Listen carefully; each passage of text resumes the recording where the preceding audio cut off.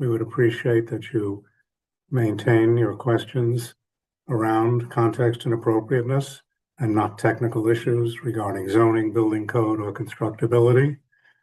These technical issues are not in our purview, and other agencies are reviewing them.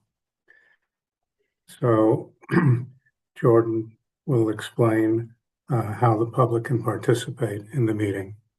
Jordan. Thank you, David. Welcome. If this is your first time joining us virtually, you will notice that you are currently muted, and everyone will remain muted throughout the meeting except for the committee co-chairs, Anthony, David, and Jane, and any presenters as we move through the agenda. Following the presentations, the co-chairs will call on members of the public wishing to speak. You can participate by pressing the raise hand button on the bottom of your screen, not the wave or thumbs up, as those will disappear. Only press it once. If you press it a second time, your hand will go back down. If you're calling in on the phone, it is *+9 to raise your hand and *+6 to unmute. Be on the lookout for a prompt asking you to confirm unmuting once the co-chairs call on you. The chat is available for technical support only to help with Zoom software problems, not to ask questions of the co-chairs as they will not see the chats. If you're using an older version of Zoom, you may need to find the React menu, Participants menu, or the button that says More, where you will find the raise hand feature in one of those. If you plan to speak during the meeting, it would help us if you would rename your device with your full first and last name. Please do not raise your actual hand or wave at the screen because we may not be able to see you. Chat me, I'm here for support. Thank you, Jordan. So our first application is 779 Fifth Avenue, Upper East Side Historic District, between East 59th and East 60th Streets. David C. Atchison is the architect. A neo-Romanesque and neo-Gothic style building designed by Schultz and Weaver and constructed in 1927 with a facade designed by Michael Graves and Associates and constructed in 1984. The application is for a facade painting update, restoration, and signage on the Michael Graves storefront. David? Hi, everyone. My name is Brendan Snyder. I'm going to be presenting tonight on behalf of Atchison Doyle Partners. I'd like to go ahead and introduce my team. I have Nathan Finch with me and Marissa Cirilli, who is here in the office with me, but then David Atchison is joining us via Zoom. He is the principal in charge of this project. And we're here tonight representing our client, Margot McKinney, who is the owner of this retail space in an effort to put this proposal forward to refresh the existing 1980s Michael Graves storefront at the Sherry Netherland. This is in an effort to align with the new owner's brand and signature color that she uses that we'll touch on a bit more as we get into the presentation here. And all of this is in an effort of sort of being or trying to be respectful to the original design intent of Michael Graves and adding that sort of pop of color to the building elevation as he so eloquently did on a number of his projects. So we'll go ahead and start here, and I want to start at the macro level. On the left-hand side here, we'll see a map of the Upper East Side Historic District, which locates our project, the Sherry Netherland Hotel, down in the bottom left of 5th and 59th. The next image over is an enlarged Sanborn map of the location, 5th and 59th, with the red box showing the Sherry Netherland. And then on the right here, we have two context photos, the first being a tax map from 1941 and a present-day photo for relationship. On this next image here, we're looking at panoramic view of 5th Avenue. On the top left, we start with the adjacent property, which has a protection shed up in front of it as it's doing repairs. So we're not seeing the facade there. And the first part of our building, the Sherry Netherland, is what we want to talk about, the Michael Graves storefront, followed by the entrance into the Sherry Netherland. And then we have the Cipriani restaurant, followed by Delvo, another retail store. And across from us on 5th Avenue is not additional storefronts like you might typically have for context and reference. We have Grand Army Plaza and Central Park itself. So really kind of showing with these photos here that the Michael Graves storefront is a unique condition along 5th Avenue. In the upper left-hand corner, we have a site plan that locates this retail store in the upper left there. Below it, we have enlarged plans, the ground floor and a mezzanine. It is a double height volume space. On the right-hand side is a 1984 original photo of the Michael Graves storefront when it was designed for Diane von Furstenberg, her boutique store. And we had a paint analysis done by Jablonski in which they were able to determine what the original colors of this were. The Grecian cup at the top is a crescent bronze color in a brilliant, rich, pale gold. The portal around the entryway there is a Sherwin-Williams sommelier. And then the color around the overall storefront itself is the historic color 188 Essex green. That is the Sherry Netherlands standard green that has been landmark approved. And so that is the main portion of that storefront itself. And the photo below is a context photo taken just before the protection bridge in front of our building, the Sherry Netherlands, went up, so that you can see the relationship between the Michael Graves storefront there on the left and the other storefronts there to the right, of which you can see all of the storefronts have that Essex green color and the windows above. So that is a Sherry Netherlands standard color used throughout the building, tying it all together. We added this next page in here on our client, Margot McKinney, because we're making the request to use her signature green color, which is the Pantone 365C color. The business that she has, the jewelry business, was started by her great-great-grandfather in 1884 and goes back quite a ways, where she is now fourth generation. And throughout all of their stores, which they have throughout the world, they use this signature green color in millwork, in details, entryways, and even the doors themselves when going into these stores, which is part of the reason we're proposing it here for the Michael Graves storefront. So on this sheet here, we're showing a comparison of the storefronts themselves, starting on the left with the 1984 Michael Graves storefront, where we had previously called out those colors from the Jablonski report. With the one in the middle, that is the present day condition of it, where somewhere along the way, and we don't know exactly when, it was repainted to this terracotta color that you're seeing on here. And the one on the right being the proposal, where we're using the Pantone 365C color in order to use the signature color and branding of the client around the portal, and then the remainder of the colors being the Sherry Netherlands HC 188 Essex green, and restoring the Grecian cup to its original crescent bronze color. The original storefront in the oculus, the glass in the middle of the entrance there, was a signage, and you can see there that it had the Diane logo in it. And so we'd like to restore that aspect and use the oculus itself and place a green M logo, which is the Margot McKinney M or logo that she uses. Now, ours will not be on the glass. It's going to be hung signage from the interior as shown on the right-hand side CAD drawing. So it'll be temporary, it'll be removable, it's not going to be on the glass, so that this is not a permanent signage, but something that can be removed at a later date.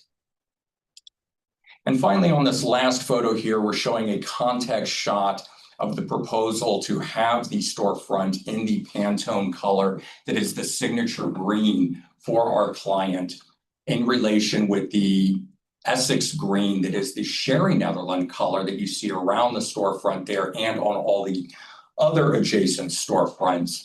And we believe that this sort of modest and respectful proposal preserves the original design while allowing for the storefront's continued relevance and vitality in a contemporary retail setting for our client. Thank you for your time and consideration tonight. Thank you. So we'll go to the public.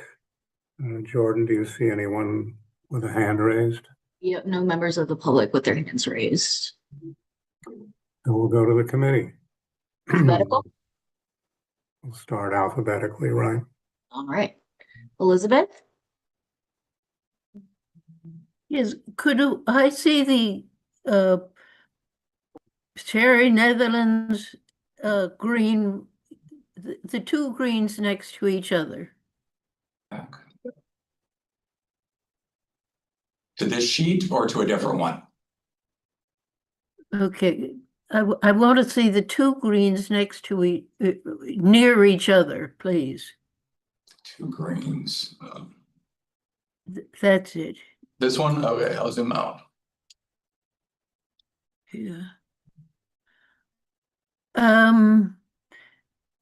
Are there other non-Sherry Netherlands paints around that group of storefronts?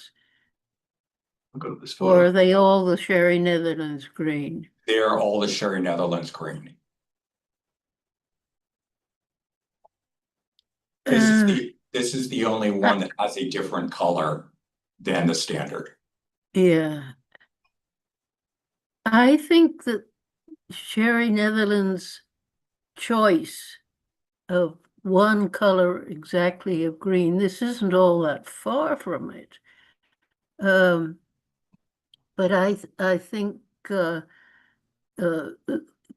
tenant can use her own green inside, of course. But I think that this is such a good precedent that they should follow it. Thank you. Understood. Thank you. Okay, thank you. Next is Gail.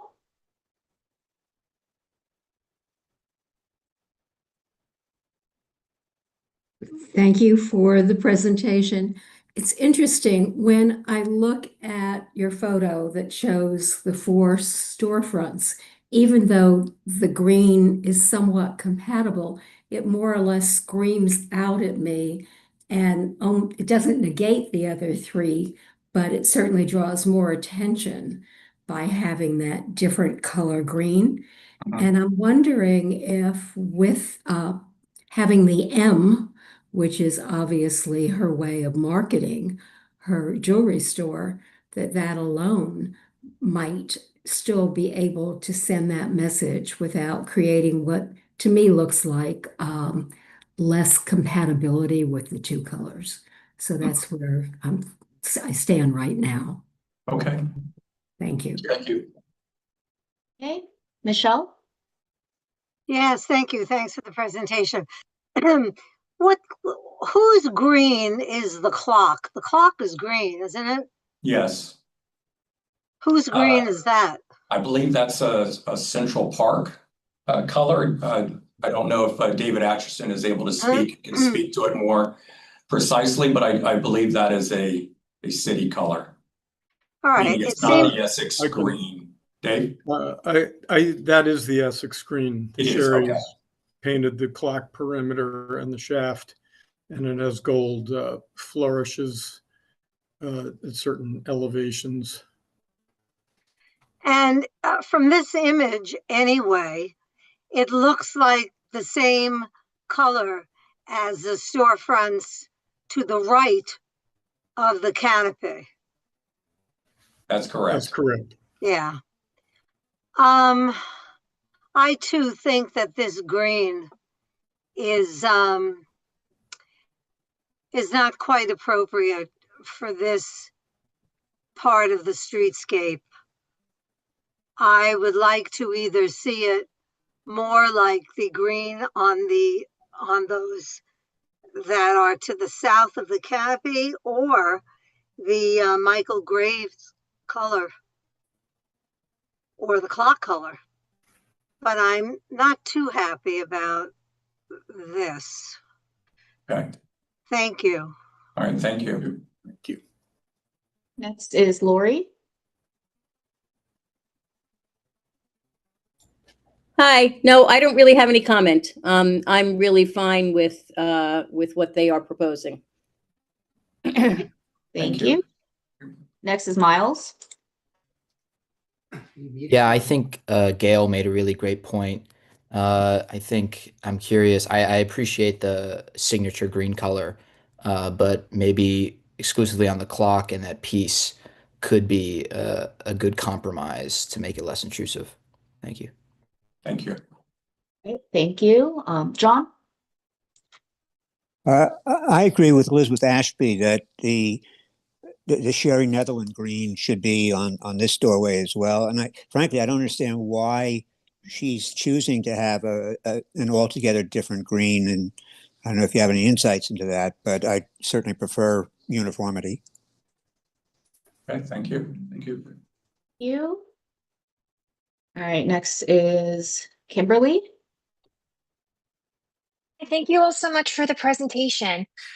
Just to confirm, the circular, for lack of a better term, decal, that's removable, right? Because it's behind the glass. Did I understand that correctly? That's correct. Okay.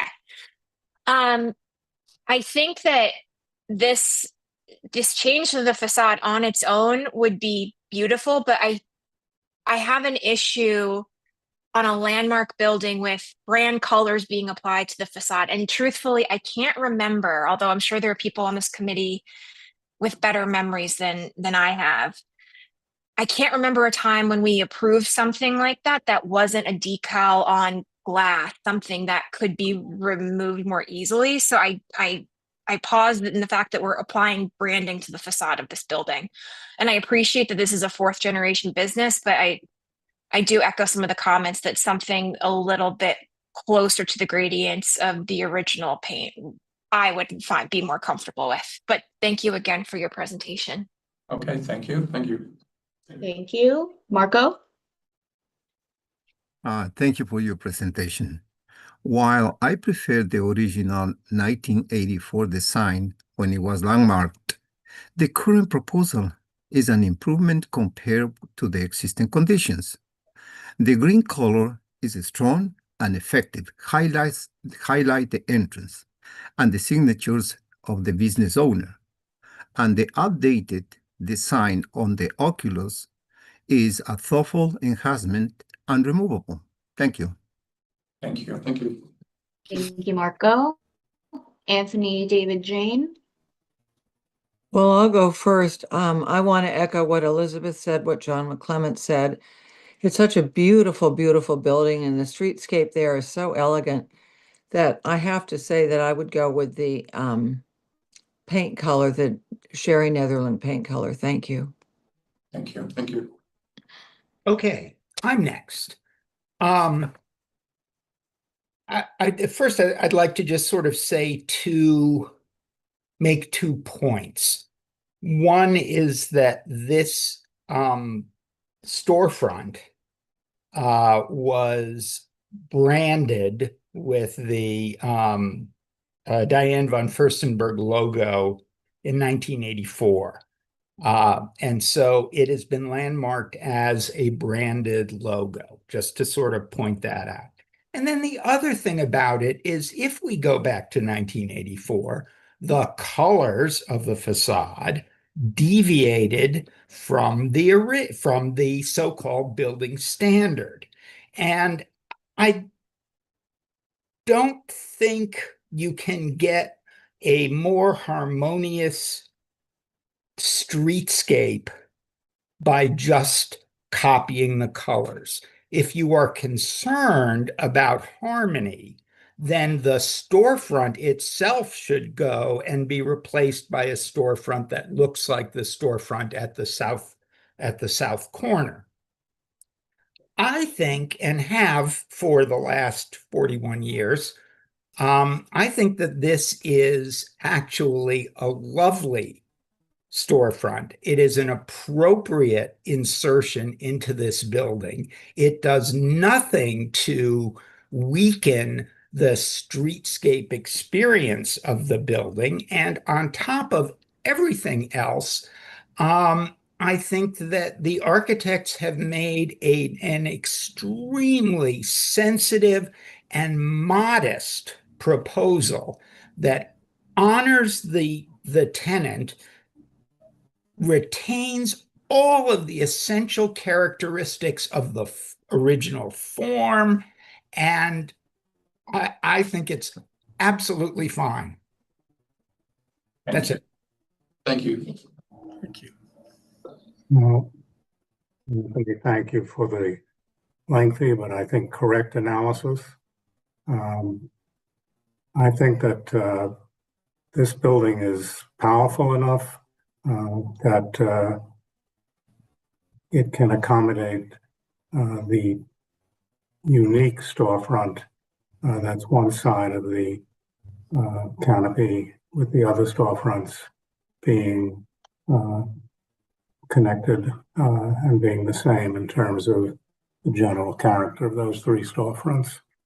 I have no problem with the jewelry store wanting to have their logo color. Retailing is all about presence and becoming noticed and having people see that they're there. And I think that Michael Graves already changed the fact that this is going to be different. And I think that this is very respectful of what Graves did. I think it's respectful of the building itself. And I think we should just accept the fact that a little bit of color and a little bit of liveliness is sometimes a very good thing. And just because this is an old building, you don't have to have 4 state storefronts. Nice to have one that has a little spark to it. So I'm very much in favor of approving this. Thank you. Thank you, Dave. So Robin, Jordan Raller, I think we should go for first we need a resolution. It looks almost 50-50, but let's get it. Motion to approve. Motion to approve, David. I'll second it. So Marco even seconded it. Well, Marco made a very strong statement in favor of it, so I would hope he would have seconded it. Yes, second. Thank you. So let's call the roll on an approval. Yep, I'm pulling up the vote sheet. All right, so this is item 177 Fifth 9 Avenue. This is a motion to approve. Elizabeth? No. Gail? No. Michelle? No. Lori? Yes. Miles? Yes. John? No. Kimberly? Abstain. Marco? Yes. Anthony? Yes. David? Yes. Jane? No. Okay, so that's 1, 2, 3, 4, 5 no's, 1 abstain, 1, 2, 3, 4, 5 yeses, so it ties. It fails. Yeah. How many yeses? 1, 2, 3, 4, 5 yeses. Okay. The abstention is a Well, no, though. the Oh, abstention the abstention is a no, yep, so It it fails. Counts as a doesn't no. pass. So Well, it Would doesn't you pass. like me to make it easier, switch to a no? It would give it greater clarity if you would switch to a There you no, go. since that seems to be how you feel about it. That is. Thank you. All right, so the motion fails to pass. So we need a motion to disapprove. And if everybody is simply going to acknowledge a disapproval motion that they will simply switch their votes, we can move on to the next application. All right, so then it switches now to a disapproval. Correct. And you just switch the yeses and the nos. Yep, and I'll switch the yeses and the no's on the vote sheet. Thank you. Okay, Anthony. Okay, item 2 is 800 Fifth Avenue, which is in the Upper East Side Historic District between, it's between 61st and 62nd Street. Robert A.M. Stern Architects. It is a modern style building designed by Ulrich Franzen and Associates and built in 1979. And the application is curiously for partial demolition and reconstruction as a residential building. And I see Paul is here. Hi, Paul. And Hello. Cass is also here. And who is going to start off? Okay, Cass. Unmute all of these fine people. I don't know who else is speaking, if the attorney is speaking or not. Okay. Presenting, could you please click the raise hand button for me so I can find you and unmute you? Thank you. Great, thank you. Good evening, I'm Cass Stackelberg, Higgins, Quaysbarth and Partners, and I'm joined by the project team, two of whom I'm going to introduce, Paul Whalen, partner at Robert A.M. Stern Architects, who's going to be presenting with me, as well as Zach Bernstein and Jeremy Kozen from Fried Frank, who will be available for questions, but Paul and I will take you through the design presentation.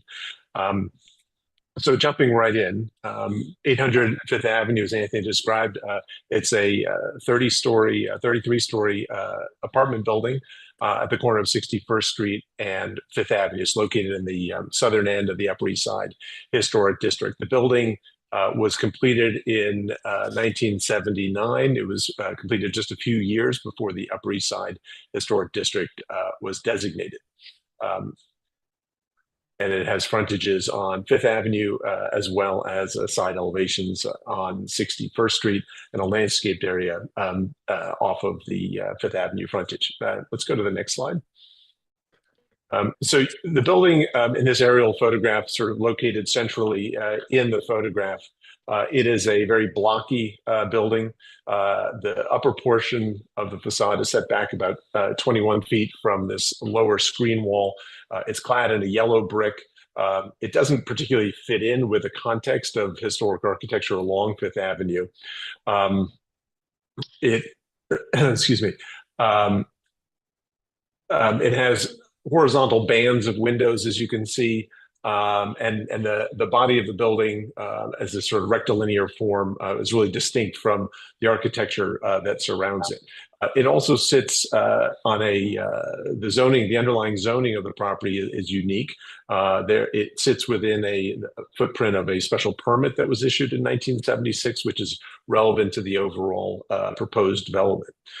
Next slide. The goal of the project really is twofold. One is to work within the framework of the existing zoning envelope that was established by this 1976 special permit, but to also design a building that is individually beautiful and elegant, and also one that is an enhancement to the Upper East Side Historic District. The current building was not well received, and we think that this new building, in its articulation, its materiality, its massing, is a much better fit with this part of the historic district.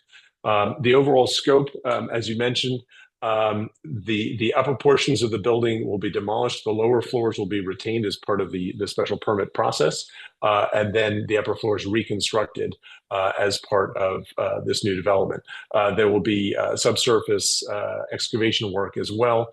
There's an existing parking lot which will be made a bit deeper than is there today. Next slide. We're going to walk around the site now just with some existing photographs.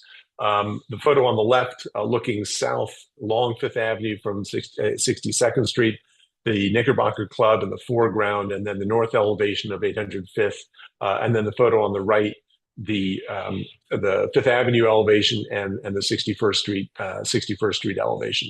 The building was designed by Ulrich Franzen. At the time, as I mentioned, it was not well received. There were numerous articles written during the 1970s during the design development phases of the project. Critics referred to the building as banal and grotesque, and Ulrich Franzen, the architect of the building himself, 5 years after the building's completion, actually did express unhappiness with the ultimate design. The designation report, which actually refers to it as postmodern, the building as a postmodern building, even refers to portions of the building as being peculiar. As I said, it was not well received when it was completed in the late 1970s, and I think it's safe to say that it has not grown much of a following since that time. Next slide. A detailed view of this 50-foot high screen wall on Fifth Avenue on the left. And then turning the corner onto 61st Street. The 61st Street side is treated almost like a secondary elevation, although it is a street facade. It has more of a reading of like an institution, perhaps even a hospital entry, than a prominent corner on the Upper East Side. Next slide. At the rear, on the left is the rear elevation, the east-facing elevation. The tower, obviously fronting onto Fifth Avenue, and then this long brick screen wall, behind which is this landscaped area, which you can see in the photo on the right. This landscaped area here that you see in this photograph actually was not the 1970s version of what was there. That was replaced and reconstructed under a commission approval from 2013. So what's there within that landscaped area behind that brick screen wall is about 10 years old. Next slide. I'm looking at the overall context. Next slide. The photo on the left, a view looking north from 65th Street in 1895. As I think, as the committee well knows, Fifth Avenue developed largely with mansions, not really row houses, but mansions. The building in the foreground is the Astor Mansion, Richard Morris Hunt's Astor Mansion. And this low scale, sort of consistent scale that continued for a number of years. But by 1916, the photo on the right begins to illustrate the introduction of apartment buildings. And it's not just on Fifth Avenue, but you can see them in the distance in the photograph as well. But by 1916, really throughout the city, the sort of change in residential living, the introduction of apartment buildings and apartments as a new luxury way of living in the city. And that, of course, then led to changes in scale, particularly along Fifth Avenue fronting onto the park. Next slide. This view now in 1933 shows that sort of continued evolution toward greater height along Fifth Avenue. And I think what's interesting is that there's I'd say a perception, particularly along this part of Fifth Avenue, this perception that there's this sort of continuous street wall of buildings lining Fifth Avenue and facing Central Park. Certainly there are a number of apartment buildings, but there are smaller scale buildings interspersed among these larger apartment buildings. And in this stretch of the Upper East Side Historic District, there are 19 block fronts that front onto Fifth Avenue from 59th Street up to 78th Street. And nearly half of them have this sort of up and down reading where there were mansions or row houses that remained, and then taller apartment buildings that were constructed directly adjacent. Next slide. And this is just three examples within the district from 75th Street, 64th Street, and then on the left down to the south end where the Metropolitan Club is at 60th Street. And so there's frequently along this stretch of the district, there's juxtapositions between lower scale mansion style buildings and then these much grander, much taller buildings. And what that results in is side elevations or visible side elevations, many of which are heavily fenestrated. Some of them are articulated with design elements, but this is a character defining feature, I would say, of the Upper East Side Historic District, particularly along this stretch of Fifth Avenue. Next slide. Returning to the site, the photograph on the left from 1922 shows the Dodge mansion that was at 800 Fifth Avenue. Ethel Geraldine Dodge, she was a niece of John D. Rockefeller, and this house was built for her. And you can see it highlighted in the map on the right. And what you can also see in this map is this change in height, but also density and scale. So you can see the block front on at the corner of 61st Street and Fifth Avenue, sort of low row house scale buildings along Fifth and into the block toward Madison Avenue. But then to the south, by 1930, the Pierre Hotel had been developed at 40 stories or 41 stories. And then on the southern end of the map at 59th Street, the Sherry Netherland Hotel, which you all just heard about, that too also had been developed. So in this southern portion of Fifth Avenue, right adjacent to Grand Army Plaza, was this increased scale with the Hotel Pierre, the Sherry Netherland, and other buildings directly adjacent. Next slide. This photograph from 1932 illustrates what's referred to as the Plaza Group, and this is a term that was first used in the WPA Guide of 1933, and it was really meant to describe this sort of point at the southeast corner of Central Park, where the Plaza Hotel, which had been developed in 1907, had really served as a catalyst for the development of much taller buildings. And you can see sort of left to right the Savoy Plaza Hotel, the Sheraton Netherland, and then the Hotel Pierre. And these were this much larger scale buildings that really occurred just at this corner, which really sort of prompted by the development of the Plaza Hotel. And so this site's location, where 800 Fifth is today, is really a transition from the sort of medium scale of Upper Fifth Avenue to the higher scale of Midtown Manhattan. Next slide. What's also interesting to note is to see how the architects articulated these buildings. And so working right to left, which is a sort of chronological view, the Savoy Plaza, designed by McKinley Dwight and completed in 1927, with these two projecting pavilions and this central recessed area with this strong base. And then the very tall Sheraton Netherland by Schultz and Weaver to the north. And then the two photos, the one in the middle and the one to the left, are photos of the Pierre, where you have, again, a sort of an articulated base, and then this central portion on the front facade that it projects out, and then the sides of it sort of recessed shoulders off the side of this building. And so we were sort of taken by this articulation as we started looking and thinking about the new development for the site of 800. But I think it's also worth noting just this significant transition in scale that occurs right around Grand Army Plaza, which you can see in the photograph on the right. Next slide. Returning back to the site, so photograph in 1977 of the site when it changed hands. Ethel Dodge passed away. The property was sold, and by the 1950s, she had bought up all the adjacent lots and demolished all the buildings. So the only building that remained on the site was the Mansion House itself on the corner of 61st and 5th. Next slide. The other piece, in addition to the special permit, the other underlying zoning that's worth noting is the Special Park Improvement District, which was established in 1973, and that was established in part to address the results, the built results following the 1961 zoning. So 985 Fifth Avenue, which is a building now I know the committee is familiar with, which was built sort of off of the building line of the adjacent buildings to the north.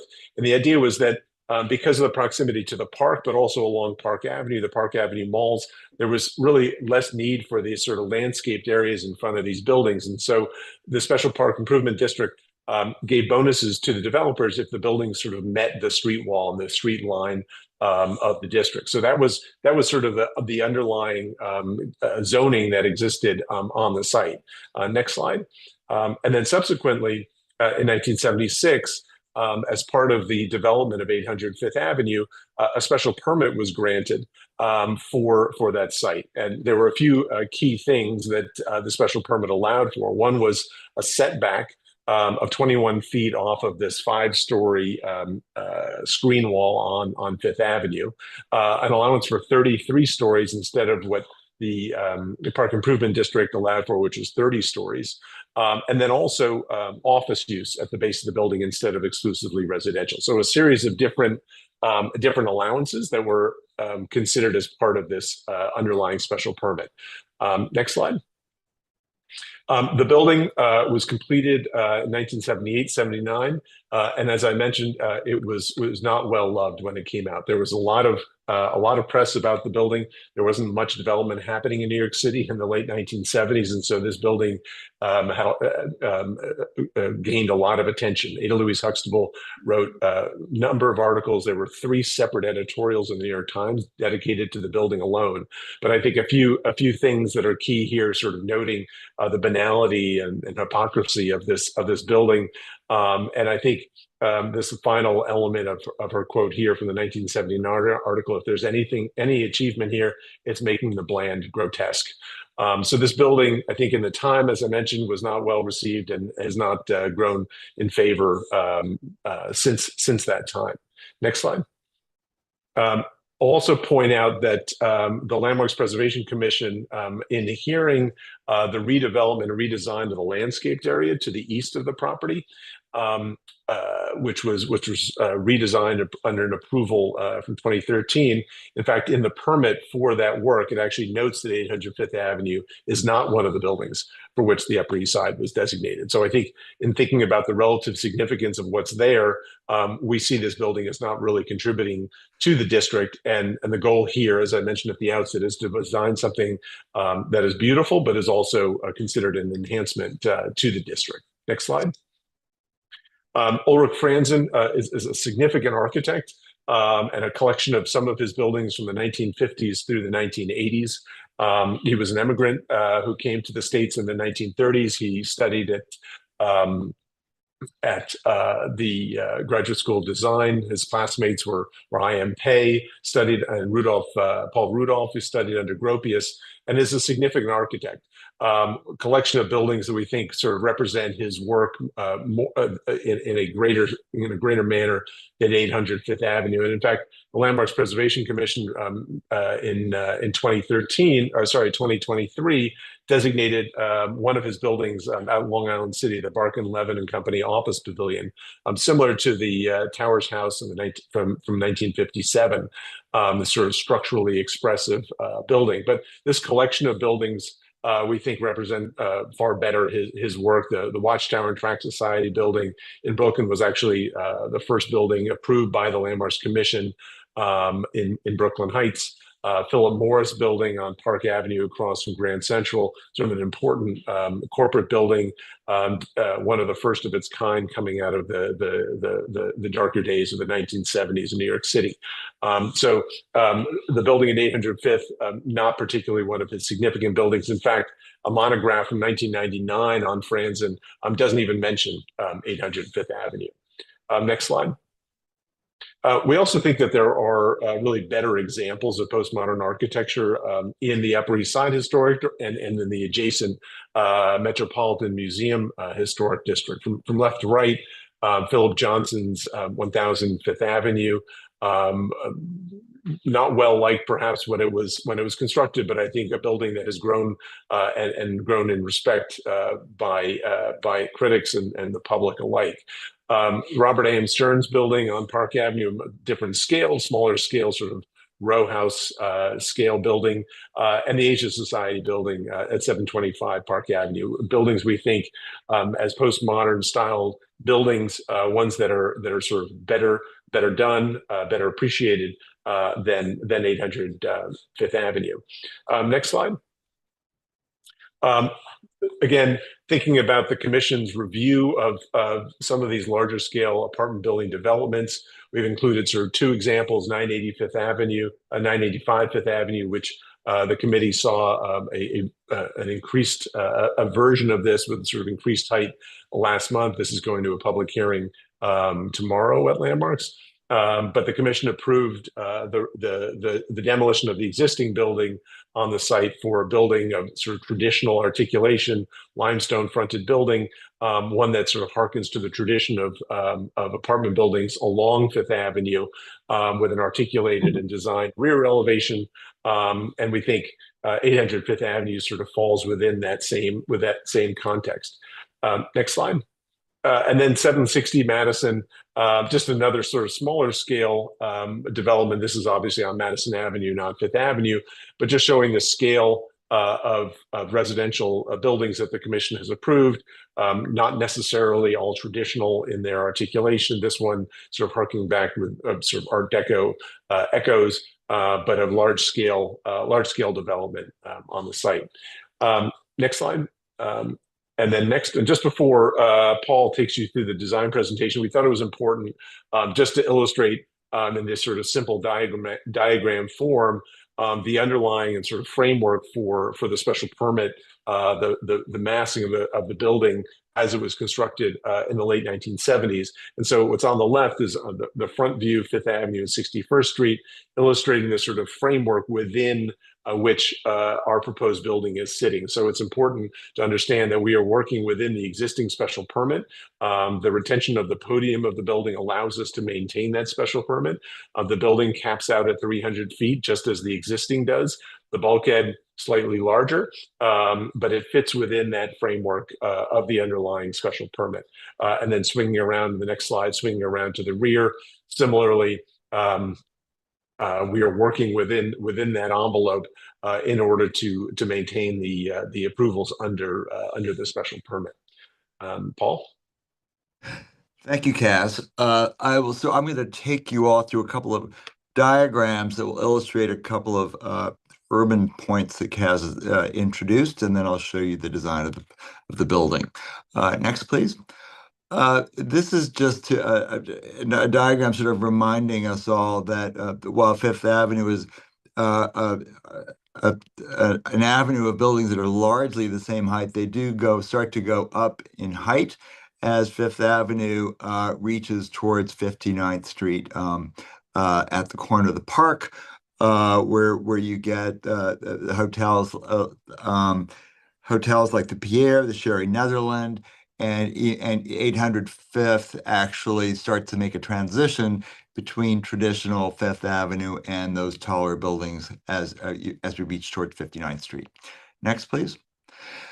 It is a street of street walls, but not plain street walls. A lot of the street walls are articulated and more complex than just a plain sort of palazzo facade. Go to the next image, please. And here are some examples of street walls that are articulated. 880 Fifth Avenue by Emery Roth that sort of pulls back in the center. 1 East 66th Street does something similar towards the center. And then the Pierre Hotel right next to us, which meets the street wall at its base and then steps back in its center to create a kind of tower with shoulders, is something that we're particularly fond of. And as Kaz mentioned, something that we looked to as we thought about how to mass this building. Next, please. It is also a street of sculpted tops. This is one of the things that makes Fifth Avenue so memorable, but the sculpted tops in general are not quite as iconic as they are on Central Park West. If you go to the next image, please. For instance, some of them are quite picturesque and landscape-like, such as 1 East 66th Street, as you see on the upper left. 834 Fifth Avenue is a little bit more symmetrical, but also quite loose and kind of landscapey. And then there are a few others like 825 Fifth that are much more symmetrical. You'll see that we're proposing a sculpted top that is rather symmetrical, but complex at the same time. Next, please. And so here we are with the existing conditions, the existing very boxy 800 Fifth Avenue with its height. We have the Knickerbocker Club just to the north of us. The base of the existing design was the height of it at 55 feet 10 inches is at that height, so it could relate to the Knickerbocker. And then to the south of us, we have the Pierre Hotel with a very interesting way of dealing with Fifth Avenue and creating a street wall. Next. And then here's what we're proposing. What we've done here is we've sculpted away at the top corners of the existing mass of the existing 800 Fifth Avenue. And we've also added more of a street wall. That complete setback above the base is something that's very unusual for Fifth Avenue. But Fifth Avenue, as well as Park Avenue, has street walls that rise up from the base. And what we're looking at here, though, is a kind of combination of a building that has a street wall that rises up from the base in the way that the Pierre Hotel has a street wall that rises up from the base. But like the Pierre Hotel, we set back at the corners, and that allows diagonal views through the site in the way that the existing building does. So our design proposal next. This is a site plan where you can see in terracotta on the left side the location of the building that we're proposing. It sits largely in the same location as the existing building, and certainly within the restrictions of the 1976 special permit. And then to the right of that, we have a landscaped area, which includes a curb cut that we're proposing to move to a new location, which would lead to a motor court, very heavily landscaped with large trees. I'll show you that a little later in the presentation. And we have two structures on the right side that are about the same height as the garden wall. One of them has a car elevator inside of it, and the other one has egress and service access. In other words, it's the trash entrance that every building needs, and it's also for move-ins and move-outs. Next, please. And so to show you the elevations, here we have our tower rising up with its base and a sort of a tower coming up out of the base, the two sides set back. The crown on top features triple arches in the center, which has a double height living room. Behind them, that's for a duplex. Then we have two darker arches on the two sides. Those are both two-story high loggias that would actually be terraces for two duplexes that take up those two floors. And then we have a large setback below that for a lovely apartment. The windows are all different sizes, as they typically are in our buildings. There's an order to them, but the windows express the rooms inside, bigger windows for living rooms, smaller ones for bedrooms, et cetera, et cetera. Next. And here on the south elevation, one of the things that we've done is we've carefully wrapped the corner from 5th Avenue to 61st Street. I think the biggest disaster with the existing building is that it wraps that corner so badly and treats 61st Street almost like an alley. We are taking the vocabulary of 5th Avenue, wrapping it around, and it's our 61st Street elevation is slightly simpler than 5th Avenue, but still quite interesting. And I'll speak to it more in the perspectives. Next, please. And here we have our east elevation. It is this is what you'll see from the rest of the east side. If you're looking towards the park, towards this building, it's much simpler than the existing building, which has a zigzag nature, quite different from a typical 5th Avenue building. The upper part of the building maintains a bit of that zigzag quality, adding to a sense of a crown at the top of the building. But then we have a balanced asymmetry that leads the eye down to the entrance at the bottom off of that motor court. Next, please. And then we have the north elevation. Kaz showed you a picture of a 2 East 64th Street that has a series of windows on the property line. These windows here are on the property line with the Knickerbocker Club, and we would consider these windows convenience windows. None of these are required for the rooms behind them. They can, if there's a tall building ever built on the side of the Knickerbocker Club, they can all be closed up, and those rooms would still all be legal. Of course, they're nice to have if the club remains. It's nice to have that view across the park. And also, that north elevation is really visible from all up and down the park, especially given the building is towards the southern end of the park. So we believe it's nice to have some kind of architectural articulation on that facade. Next, please. Here we are at the base of the building with rather than just a straight line going right across, we have a base that's about the height of a townhouse at 5 stories on either side. Then it pops up visually just one more floor in the middle to sort of start to make an expression of the tower that we're proposing to rise up from that base.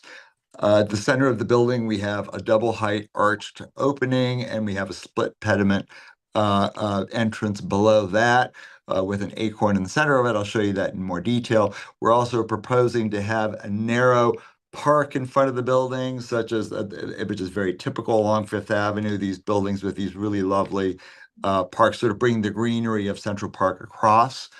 And we have rustication at the bottom of the building, and then coining going up the sides. And I'll show you more of those details as we move through the presentation. Next, please. Here then is a hardline drawing of that entrance. It's highly detailed. This is a custom bronze work at the front door with these overlapping circles, and you can see the split pediment with the acorn above it, and an arched window above that. Custom light fixtures. We want to really draw the eye of the pedestrian towards the door as they walk along the sidewalk. Next, please. And then moving up the side of the building, these are some other features that we're planning on. We're gathering together windows to create double height elements to create a mid-scale on this building, which is very typical of these historic buildings. On the left, you see two windows stacked with a limestone spandrel in between. On the right, you see two windows stacked with a sculpted metal spandrel in between, and the two different kinds of balconies below, a metal balcony on the left for some of the lower windows, and then on upper windows we have a glass railing with a decorative metal on either side. Next, please.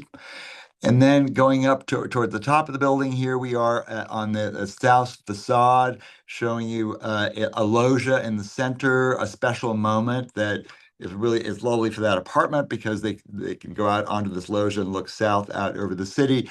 But it's lovely for people on the street too because they can look up and see this garden-like element, a porch on a building that reminds you that it is a building on a park full of special places to live.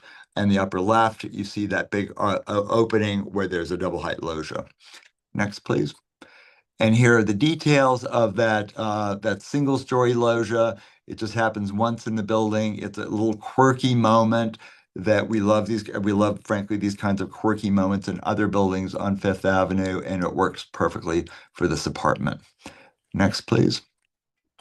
And then at the top of the building, we have here we have the three double height openings that open to a living room for the penthouse. And above that, we have our bulkhead, which has a figure in the center of it with a bas relief, with a plant-like bas relief that refers to Central Park, and where we repeat the motif of the acorn. Next, please. And the frames, we are trying to bring special details to the building to reflect the light and to draw the eye up towards this building. Here on these triple arches, we're using a rope-like motif on the triple arches. Next, please. And then here's a detail of that recessed panel on the bulkhead with the plant-like motifs and the acorns. Next, please. The building is going to be all limestone. We don't know if it's Indiana or Alabama, but it's going to be one of the classic limestones used in New York. So it'll be warm. We have a gray granite water table, very typical of Fifth Avenue buildings. We have black painted railings.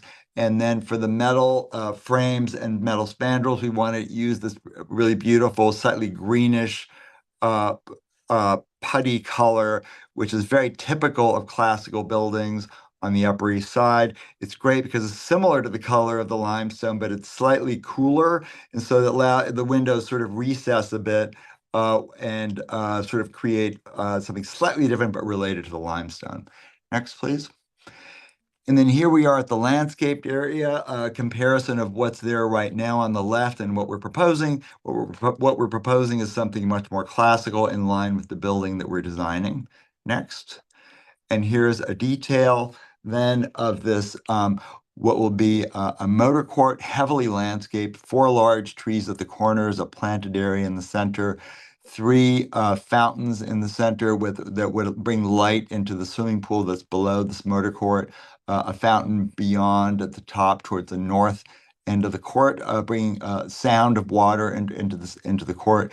And on the right side, you see the materials, darker granite cobblestone pavers for most of this space. Not as rough as cobblestones you might find in Europe because we have to deal with fancy New York shoes here. And then detail brought in with a border and edging in a lighter granite paver, warm color. Here we are, showing you a couple of elevations inside this motor court. At the top, you see the north facade of the motor court with an 8-foot limestone wall that will serve as the background to a complex set of plants and trees of various sizes, while leaving a view to the backs of the existing townhouses, and also, of course, leaving their view that they currently have towards this landscape space open. And then at the bottom, you see the east elevation of this court with, on the left, the garage elevator structure, which has a green roof, by the way, so from the top, it'll look totally green. On the right side, the egress and service structure, also with a green roof. And in the center, in between those two little pavilions, we have an 8-foot limestone wall, and above that, a 20-foot or a 22-foot, 6-inch metal treyage design that might have ivy growing up it. It's on a very blank party wall, so we're trying to do something to sort of to fix up that party wall a bit. Next. And here, so three-dimensional views, perspective views. Here we are then, 59th and 5th with the existing building. And then what we're proposing, which is something much less boxy, much more complicated and articulated, and something that will, I think, delight the eye, as many other Fifth Avenue buildings do. Next, please. And here we are more in the center of the park in this pond, looking across at existing, and then proposed is more iconic. With the arches, there's a sense that there are wonderful spaces up there, but at the same time, it is not as simple and bold as, say, the top of the Pierre, which is a hotel. It has the kind of complexity that other Fifth Avenue residential buildings have, landscape-like qualities. Here is this dreadful bottom corner of the existing building with the hospital-like entrance at the corner. And next, what we're proposing is fully wrapping the corner with the limestone of Fifth Avenue and with a 2-story base and a 3-story element above that before we reach up into the tower. And we have coining at the corners and rustication below. Next, please. And here we are. This is the existing entrance to the screen wall.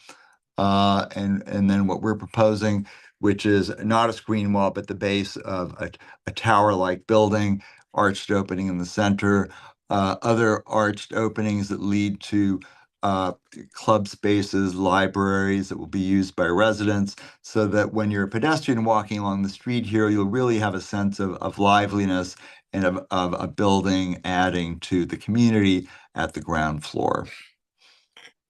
And the existing garden wall, it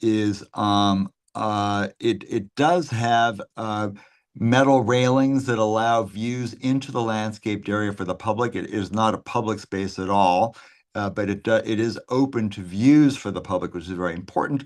And so we kept that idea in what we're proposing.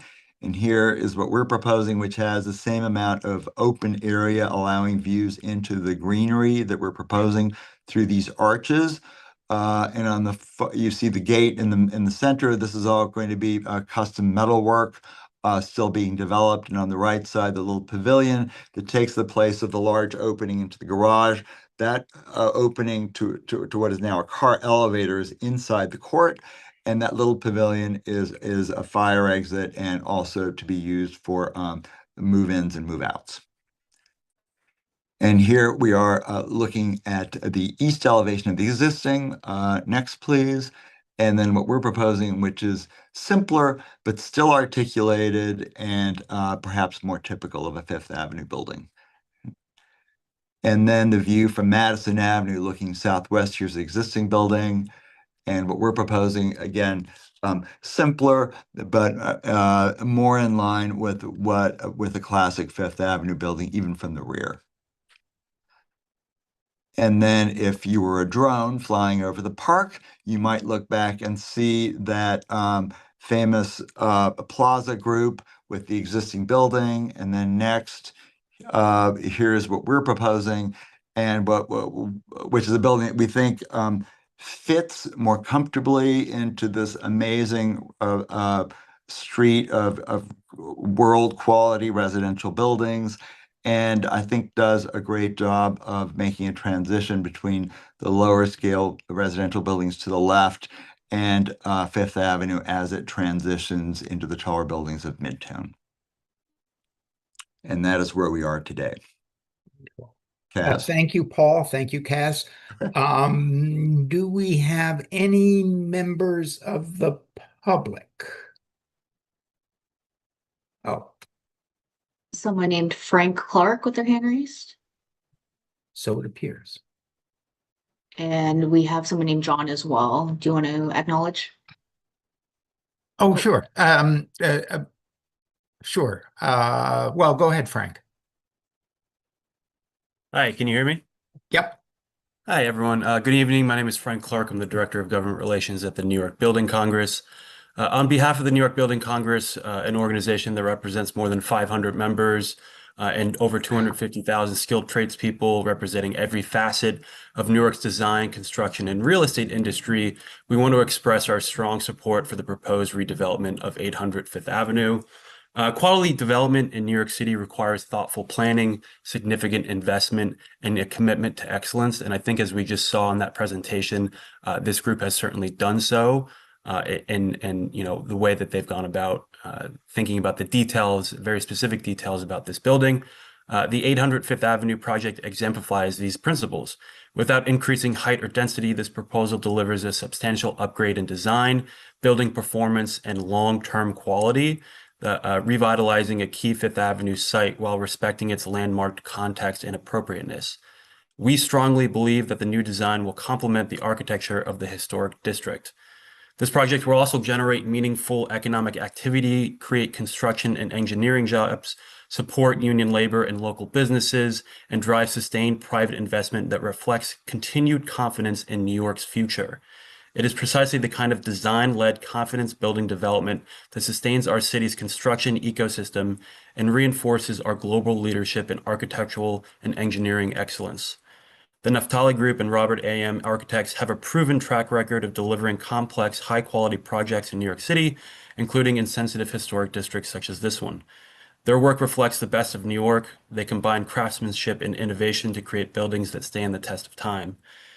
Beyond its economic and construction benefits, the project will enhance the pedestrian experience along Fifth Avenue and 61st Street, contributing positively to the broader public realm and neighborhood vitality. For these reasons, the New York Building Congress respectfully urges you to support this project. Thank you. Thank you. Well,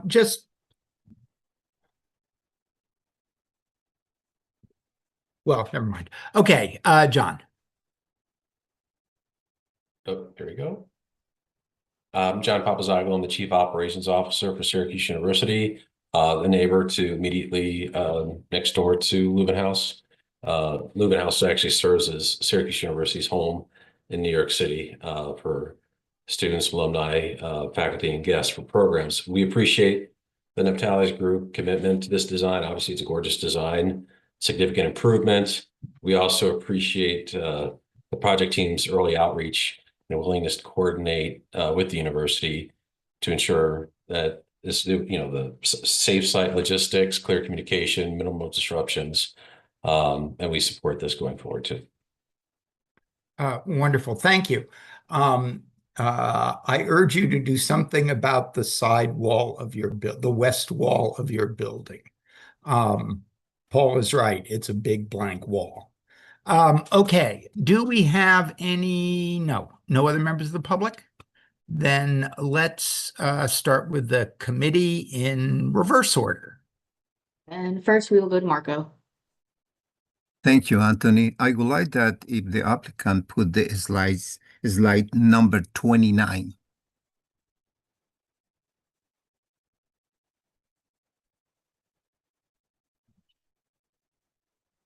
We're going there. Hold on just 1 second. Thank you. Yeah, it's good to have page numbers. Okay. Thank you so much for your presentation. This application, as presented, is deeply misleading, such as gardening, etc., etc. While described as a partial demolition and reconstruction, the scope is far more substantial The proposal constitutes a major alteration, yet the submission lacks critical and relevant information necessary for an informed review. Let me be clear. The existing building, pictured on the left, currently steps back with a series of reductions at the rear yard, creating a zigzag configuration along the rear facade. This stepped design result in a lighter, less imposing mass and provides meaningful separation from the adjacent northern streetscape. It maintains scale, context, and character expected within the district, particularly in proximity to the Park Improvement District.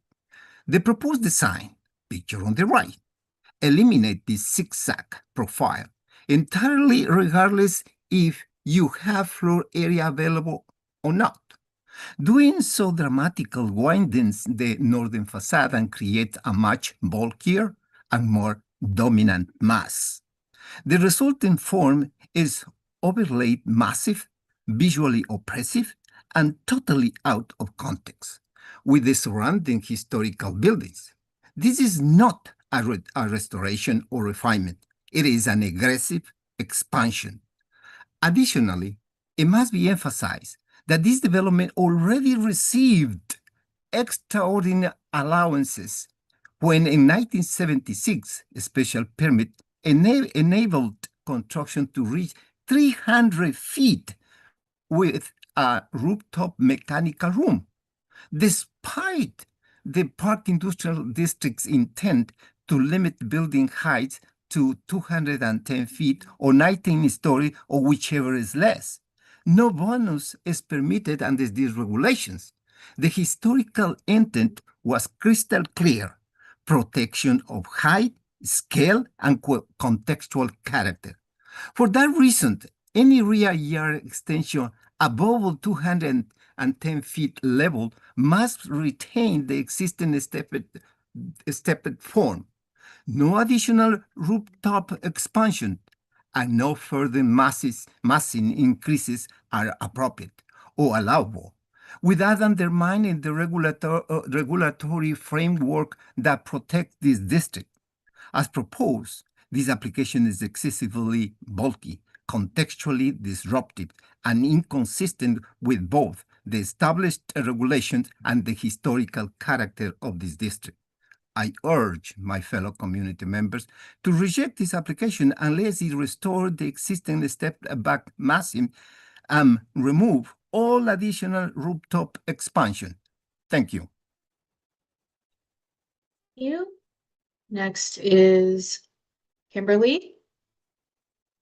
Thank you, Jordan, and thank you, Cass and Paul, for the presentation. As always, very detailed. I appreciated the fidelity of the pictures. I agree with Marco's point about the bulk. It's incredibly concerning to me. Admittedly, my concerns were just because I love the Knickerbocker building.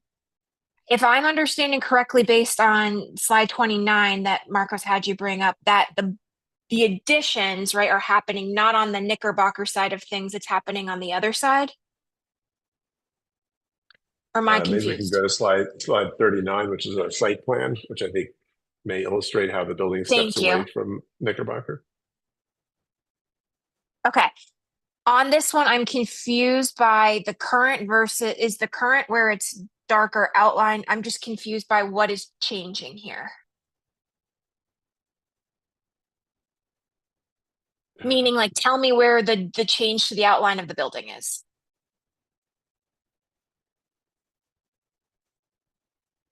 We don't, but this drawing doesn't have the existing versus proposed outline. Okay. Okay. It is, but it does meet the existing building is based on a special permit that had a series of lines that the building had to be built within. And what we're proposing here is a building that is totally within that special permit, the special permit restrictions. Okay. I think I can be persuaded to, I'm still concerned about the overall bulk. I agree with most of Marco's points. I'm also curious if the architects believe on this committee believe that the arched windows that you guys are adding, while beautiful, are they contextual and appropriate? But I can also be persuaded on that one. Thank you for the presentation and thank you for your time. Thank you. Next is John. Thank you.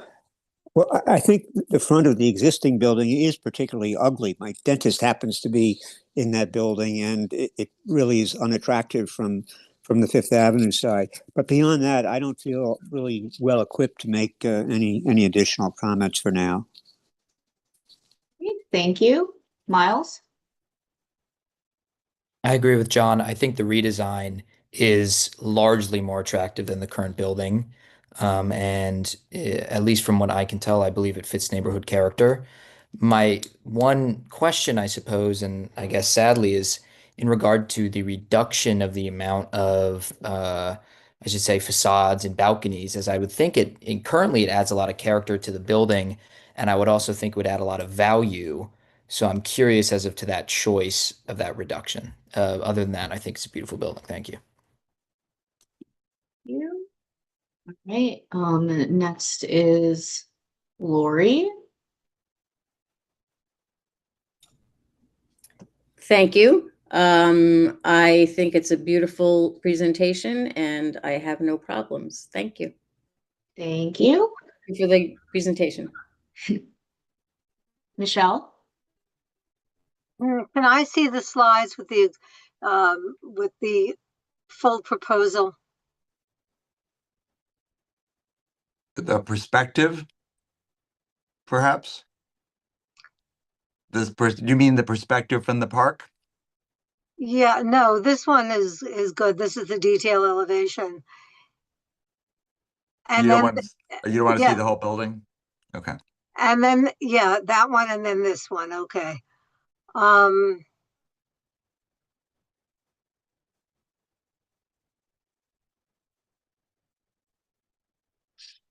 Yeah, and then also the I'm trying to look at the side slides to see if I Maybe could maybe pick the it out for you, perspective but yeah, maybe the perspective one. from the area of the park. Yeah. Maybe we can zoom in a little bit so you can see it Can better. you point? Yeah, can you put Yeah, your there we go. pointer on it? Okay, so that's the new. That's the new. Yes, exactly.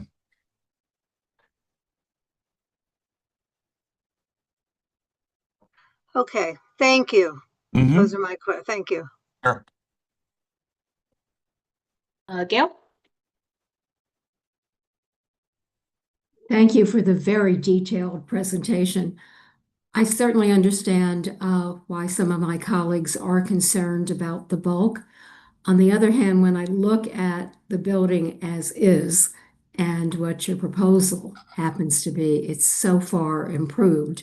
And I couldn't begin to ask in changing and restoring, renovating an existing building, what you have to go through. Were there any limitations as you put your design together? Were there things, if you were thinking out of the box and even doing a design that was a little more grandiose than what you have there, where you may have had restrictions just based on the existing footprint and the building in place?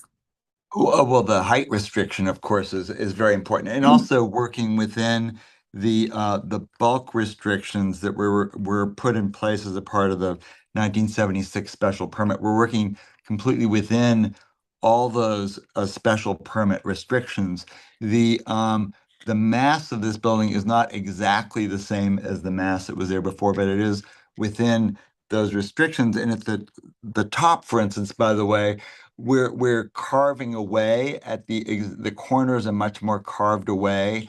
If you think of the box, the building is there as like a kind of a cereal box. We're carving away at the corners of that. And at the same time, and our bulkhead is a bit bigger because air conditioning systems are so complicated these days that we always have a hard time like jamming all the air conditioning requirements into a bulkhead.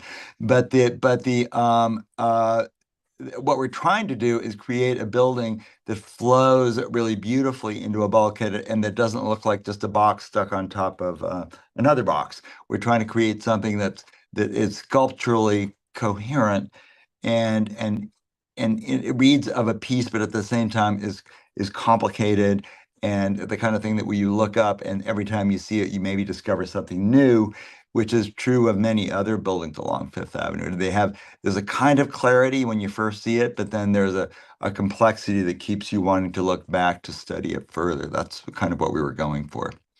Thank you.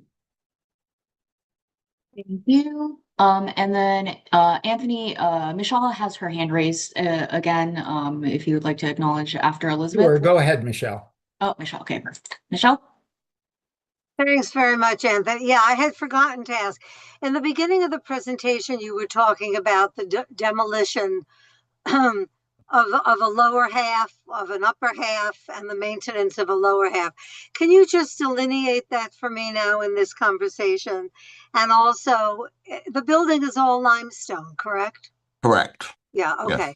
Just show me what you're doing there, show me what you're demolishing and what you're maintaining. The base of the building is indicated on the note on the far right corner, lower right corner of. How many this floors slide. is that? How many feet is that, I should say? It's 55 feet high off the sidewalk. That you're demolishing? No. We're retaining the base, demolishing down to that point. Okay, so from 55 feet and the total height is 300 at the moment? Right. Yes. So you're demolishing 250?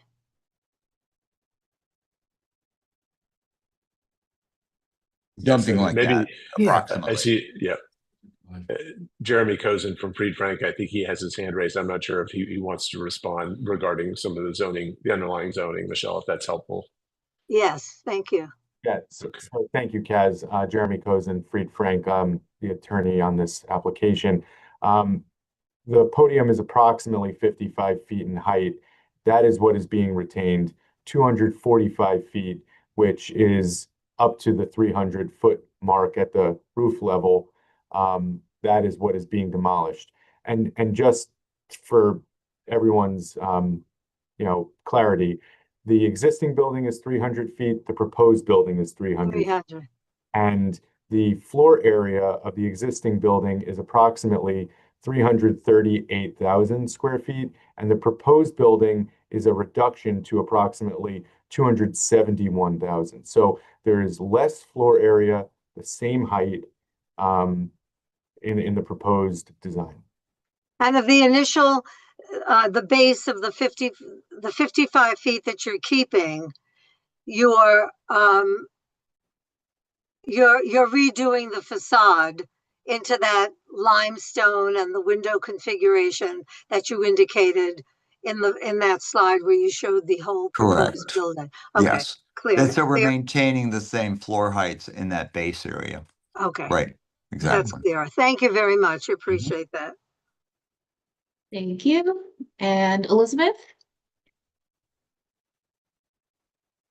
I think like many buildings, it's too tall, too bulky, but I think we've learned to live with that. It's not out of character in its neighborhood.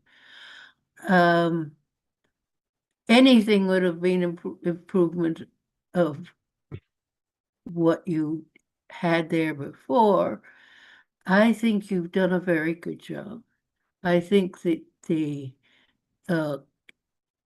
texture of the building, the features of the building, the details of the building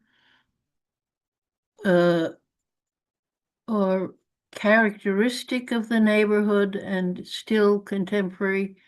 And I will support this. Thank you very much. Thank you. All right, Anthony, David, Jane. Well, I'll go first. The motor court, is there an entrance into the building from the motor court? I don't think we saw that. Yes, there is. Is there a slide that shows it? It doesn't show it up close. We have not, we could look at the east elevation.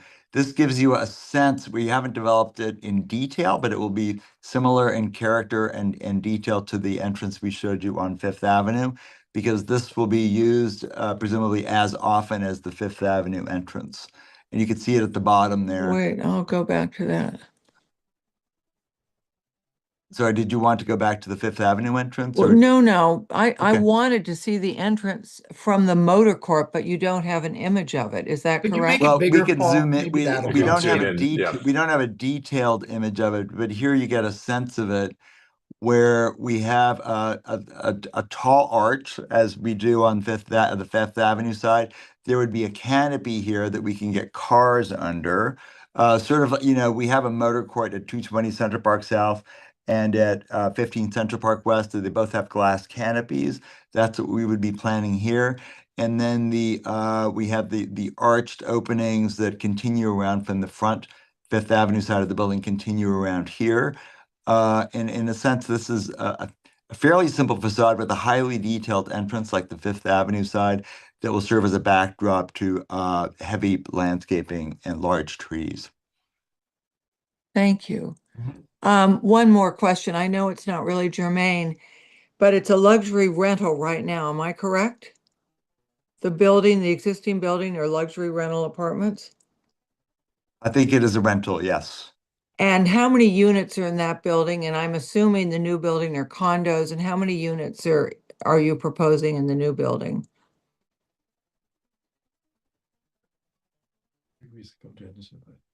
Hugh, are you going to answer that? His hand's raised. Oh, Hugh's hand is raised. Hi, how are you? Hugh McKay here from Naphtali Group. There are 198 residential units and about 19 commercial units in the podium. The building will be completely condominium with approximately 55 residential units. Okay, thank you. Just curious. I'm just reminding my fellow board members that this isn't also the developer obviously wants to make a lot of money from this project. It's truly beautiful, but one of the reasons for its sublime beauty is for the economic return the developer hopes to get. I will support the application. Thank you. Thank you, Jane. David? Well, I keep wondering why Doko Momo didn't show up, but I guess you made a good case for that. I also was curious as to how well done this building would be. And, limestone has sort of become the white brick of a lot of today's buildings. But I have to admire what you've done. I think it's very, very well done. First of all, I think the massing, which carves away, use your words, is well done. I think the way it builds up into the penthouse, mechanical penthouse, is well done. One of the problems that we had with the Spitzer proposal was the windows. I don't know how much they've improved them, but that was a real problem on that building. On this building, I think you've done really well with the windows.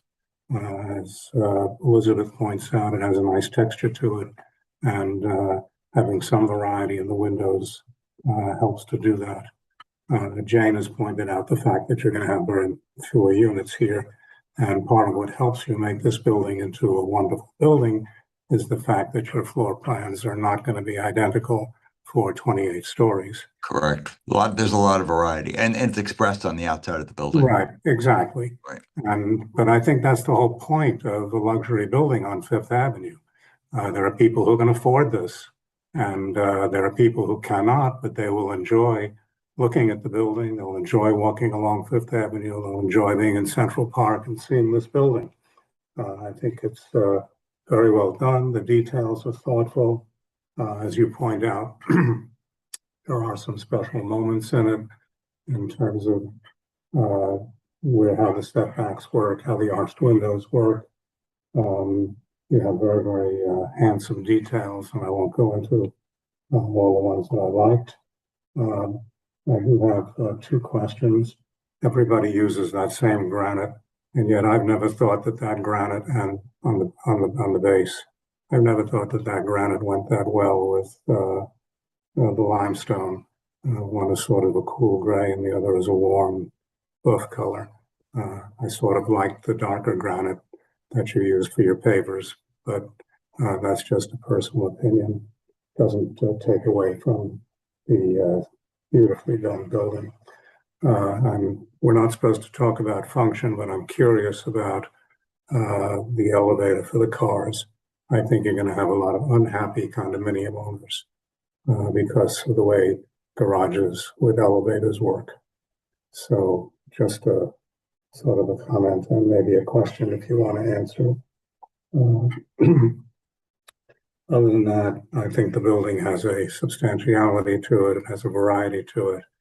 And as you said, it feels very, very comfortable in Fifth Avenue, and it's stepping up towards Midtown, which I think is very appropriate and very comfortable.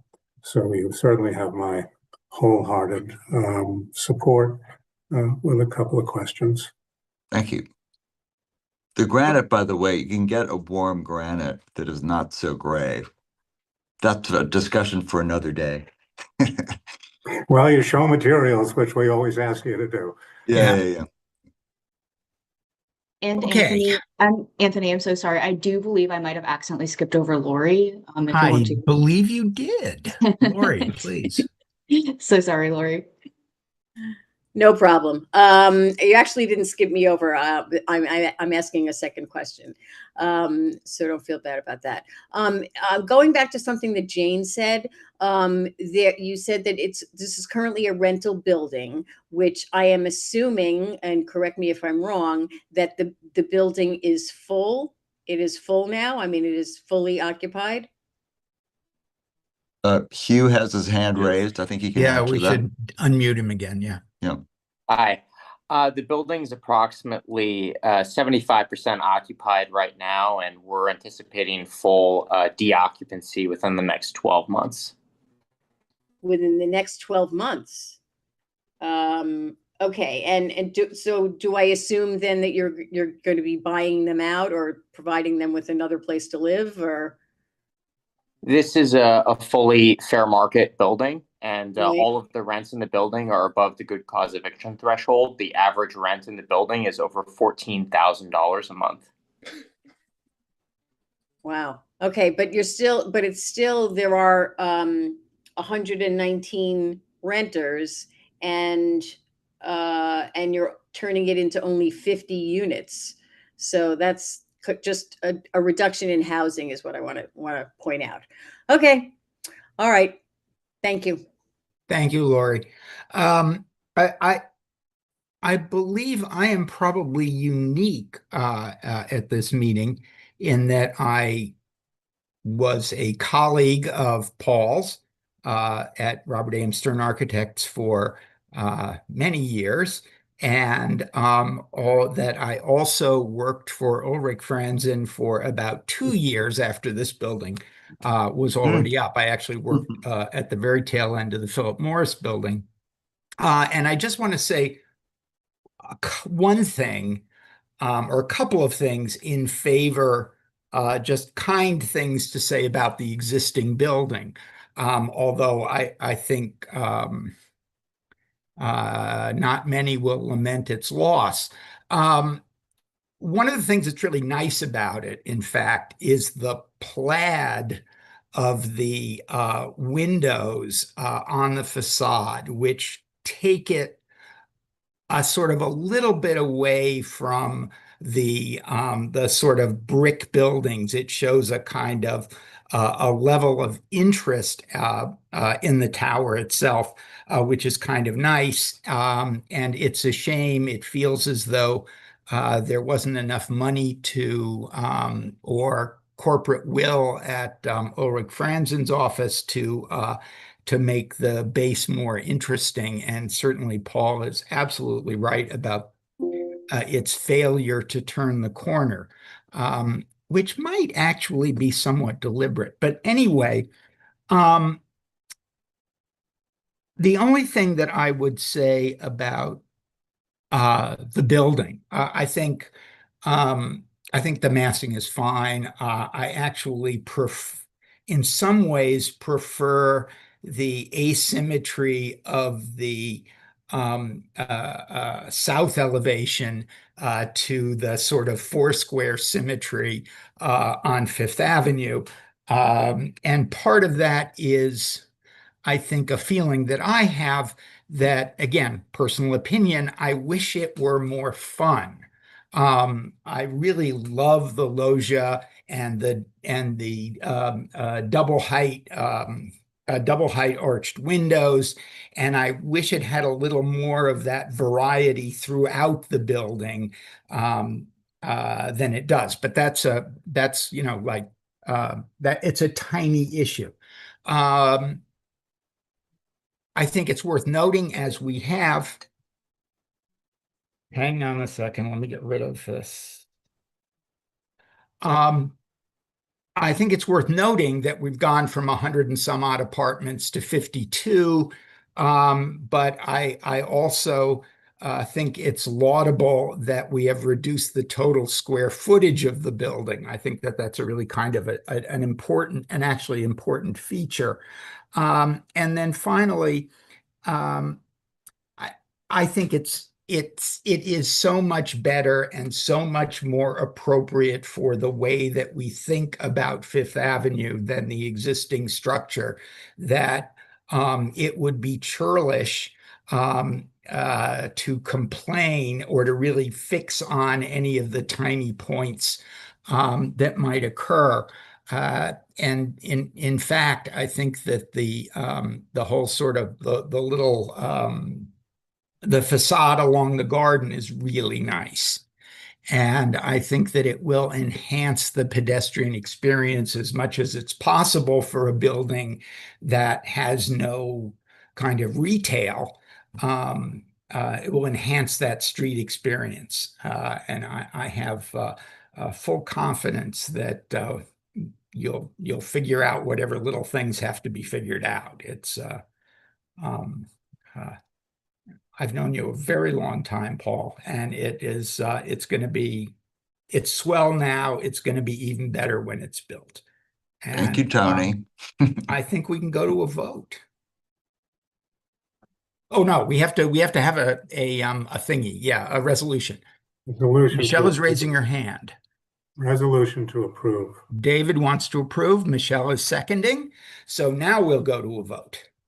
All right, let me just get the vote sheet up. Sorry, 1 second.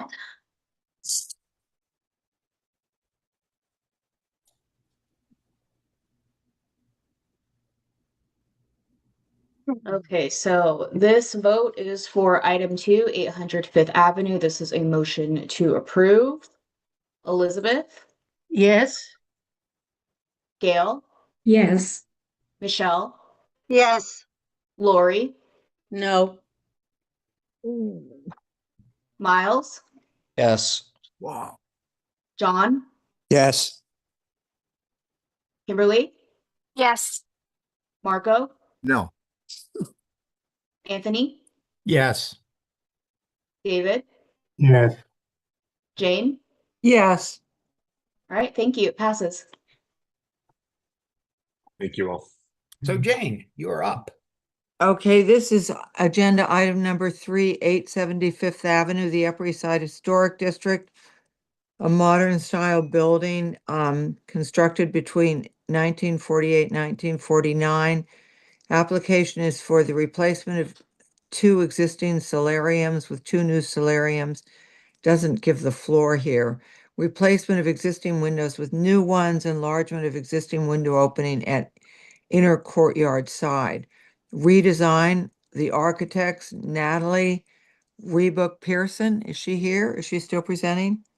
I'm going to be presenting for her, but I believe she should be on the line as well. So you are Nicholas Wilder. Are you from?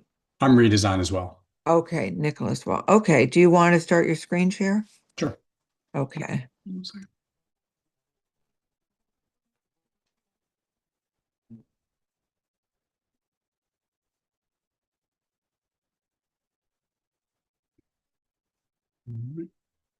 So my name is Nick Wilder. I'm with Redesign Architects. The project I'm presenting is located at 870 Fifth Avenue, which is on the corner of Fifth Avenue and 68th Street.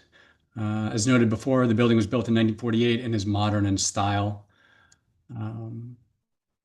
This slide here shows us the rough context and rough location of where it's located. The project has three sides to it. One is located along 68th Street, one is located along the east side, and then one is located along the north side. Here's the tax map photo from 1939. To clarify, the project is at Penthouse C, so it's a duplex. It's both the 20th floor and then the penthouse level. The scope of work is relatively modest. There are three main items we are proposing for Penthouse C. One is a window replacement for the penthouse. Two is a greenhouse replacement. And third is a HVAC replacement. Like I noted before, Penthouse C is a duplex of the 20th and penthouse floors. The apartment has three primary elevations. One is along the 68th Street side here. One is facing this direction over here towards the east elevation. And then one, you can't see it right here, but this is the north elevation. I did want to point out that, sorry, this is not the best image, but the building has a lot of undulations, a lot of steps to it, a lot of setback terraces throughout the building. So I'm gonna take us down the block here just so we can take a look at the different views currently of the space or of the apartment. The building does have an LPC master plan from 1990, which is included at the rear of this presentation. The master plan indicates replacement windows, but not all of Penthouse C windows are noted under this master plan. In some instances, really just this one facade area is part of the master plan. The windows up above the 19th floor are not included in the master plan. The master plan indicates a design for Skyline Design Line 90 windows, which will be used at the designated areas. In the next few slides, I'm going to be showing kind of the primary areas and the primary elevations that we're going to be affecting. From 68th Street, if you look straight up, here you cannot see the windows, but you can see the existing greenhouse. From 5th Avenue and 68th Street, if you're looking from the corner, again, you're really just seeing the greenhouse there, but you cannot see the windows for the apartment. If we step a little further back into the park, you can see the greenhouse, but again, what you're seeing is just the guardrail right there, and the windows are behind that. And then finally, looking from the corner of 69th and Madison, the facade is partially visible. So this is the 20th floor right here, and this is the Penthouse C, and this is the greenhouse. And these are, again, the windows that we're asking to be replaced and the greenhouse to be replaced. As I noted earlier, the scope changes are windows, greenhouse, and HVAC system. With two exceptions, all the new windows are to be installed in the existing openings. I will point to two windows on the elevation later where we are requesting a modification of the existing openings.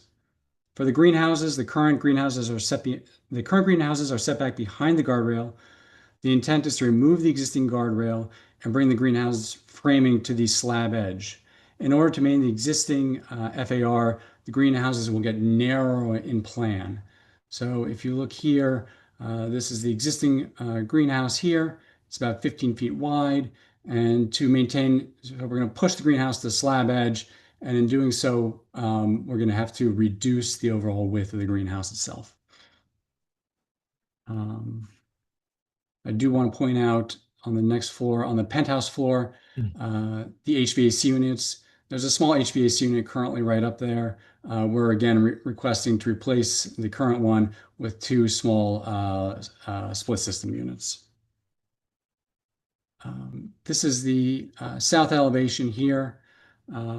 So The railings currently shown in red are kind of for clarification, but we will be removing them and then bring the greenhouse to the slab edge. And then we will have to infill where we are, where we're butting up against the greenhouse. Let's see. These windows do not fall under the LPC master plan for the building. So the owner wanted to replace them due to their condition and provide more light and also have a higher performance window. Here again, the existing is on the right with the existing greenhouse here. These windows here, since they are part of the LPC master plan, will remain the same design, same configuration. And then the solarium, or sorry, not the solarium, the greenhouse itself gets narrower as well as we bring it up to the slab edge. I did want to point out the greenhouses do get slightly taller. We have about 9.2 for existing, and this one gets to about 10 feet. This one is about 8 feet. And this one gets to about 9.5. And then finally, the north elevation, which faces the center of the block. This is visible obliquely from 69th Street. This elevation shows 2 proposed window opening changes. The window on the right is to be enlarged for more light and air into the space, and the window to the left is partially infilled to accommodate a new interior layout. And these are some of the existing condition photographs taken at the 20th floor and the penthouse floor. You can see these are the original windows to the building. And then here, this is the existing HVAC unit that we have up on the terrace, and we're replacing it relatively, like I noted, it's going to be a split system, so similar in kind. And then these are the 2 existing greenhouses right here. And then this is a rendering just showing the existing greenhouse from 68th Street looking to the park. And then here, again, it gets a little narrower. And that's, sorry. So it's a little less visible. But again, we keep the windows will, on this side will be the same profile. We'll be matching the greenhouse will be matching the existing window colors designated. I'm going to kind of move through these kind of quickly. These are just the preliminary shot drawings for the windows, the profiles. These are the historic profiles that are LPC approved. And I'm going to skip through. This is the beginning pergola, or not pergola, but greenhouse design. And we went with a flat roof as opposed to the primary change here also is that we're going with a flat roof versus a curved roof there. And finally, at the end here, I did show a couple previous jobs that have been done where there was a similar greenhouse change, and then also included the LPC original window certificate of appropriateness for this project as well. And then we do have the original DOB drawings. And interestingly, the original greenhouse that was up there, not original to the building, but prior to this current one, did have a flat sloped roof. So with that, I appreciate your time, and that's the conclusion of the presentation. Mr. Water, could you just explain again, the greenhouses are going to become narrower because they're going to meet the slab? The slab, how do you define the slab? So I'll go to the plan. So currently the slab edge has a guardrail in front of it. The slab edge is the edge of the apartment building itself? It's the actual the edge of the terrace. Okay, thank you. And why does that mean they're going to become narrower? Because we don't want to change the FAR to the building. But in pushing it closer to the slab edge, we're gaining some space to the front, but now we have to narrow the actual greenhouse itself to maintain. So in other words, you're gaining some square footage in the interior. Is that correct? No, it's keeping it the same. Effectively, we're just kind of we have a box like this and we're making a box like this. So we're having to kind of squish it to keep the same area. Okay. Thank you. Sure.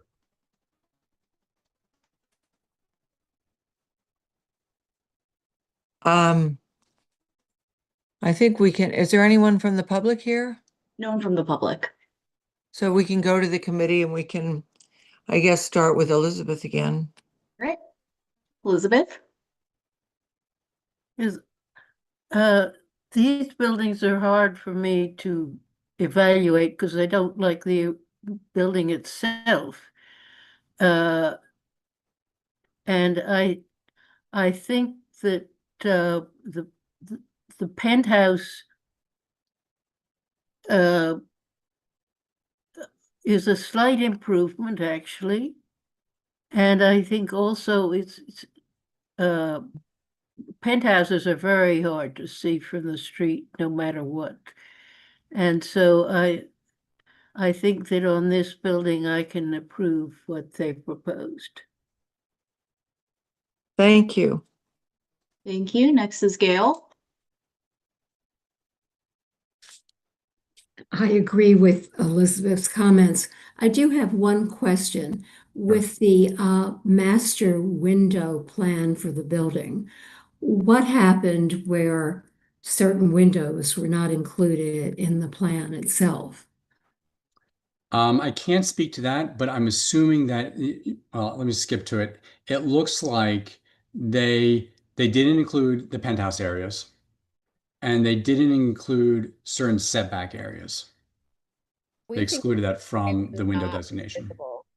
Okay, thank you. So I think it's a visibility issue. Oh, that makes sense. Thanks again. No other questions. Thank you. All right, Michelle? Thank you. When you move the penthouse windows to the edge of the slab, you also said that it's less visible, but isn't the glazing more visible? Because otherwise it could only be seen behind the fencing. Now you're removing the fencing and you're bringing the windows up closer to the slab. So to me, that makes it more visible. Are you changing the dimensions of all of that glazing? So you're correct in that glazing is being brought up to the face. Let me skip to a photo here. You're correct in that glazing is being brought up to the face here. But ultimately, we're also reducing the width of that, the amount of that glazing.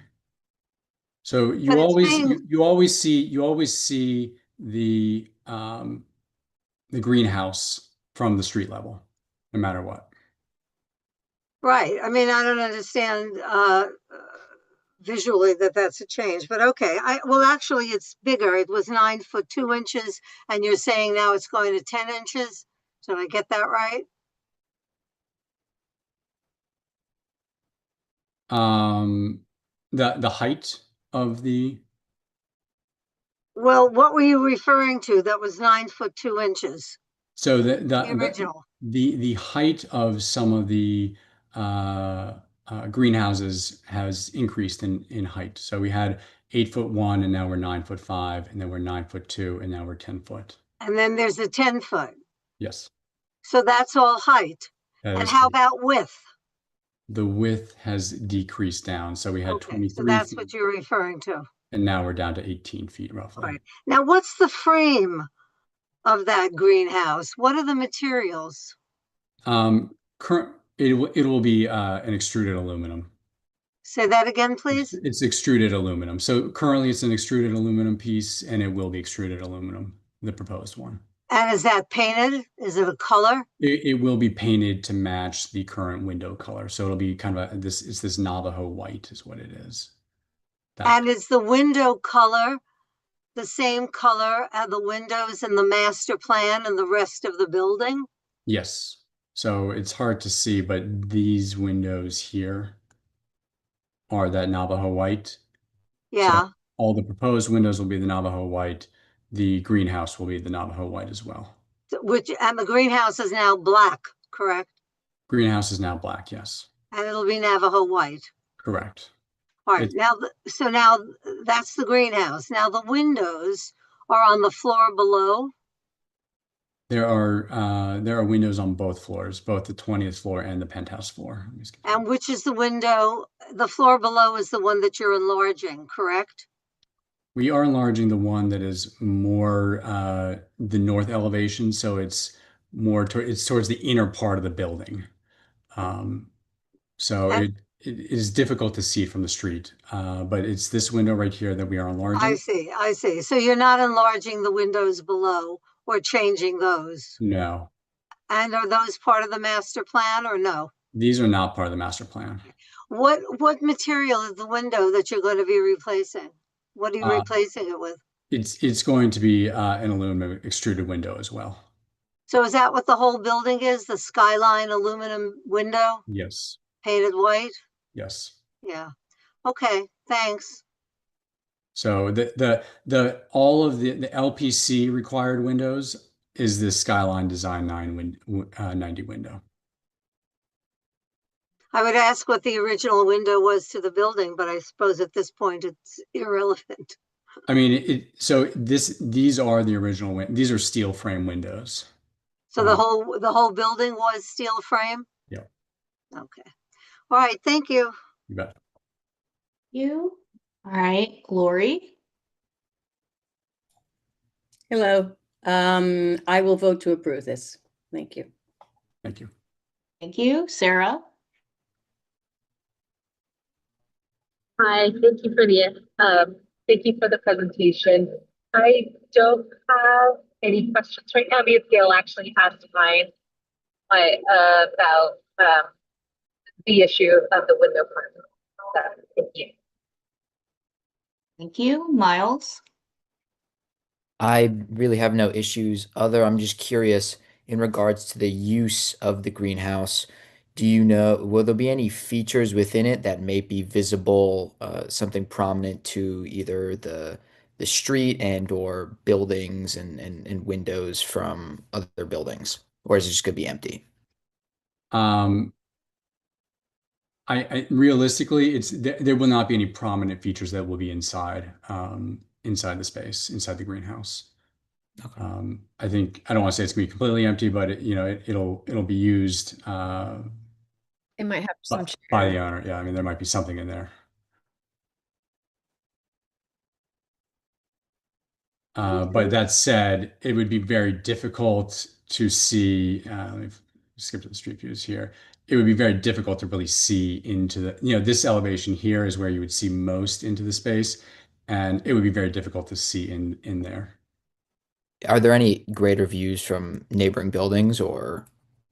Well, I'm sure from a neighboring building across the street or something like that you would, but from the public domain, this is the primary view here, and it would be difficult to see that far into that space. It's 20 floors up.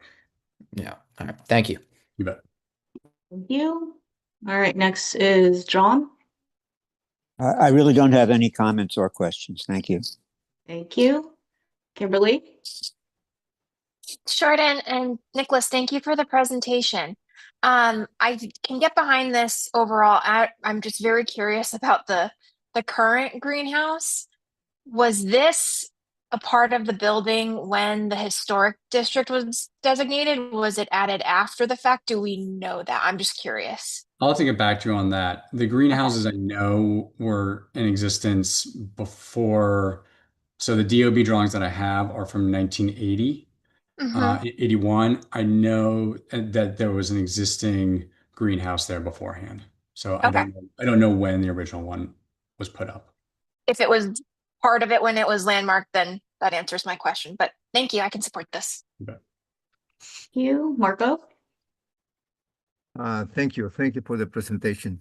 The proposal for the solariums is reasonable, requiring only modest modification to the width and height.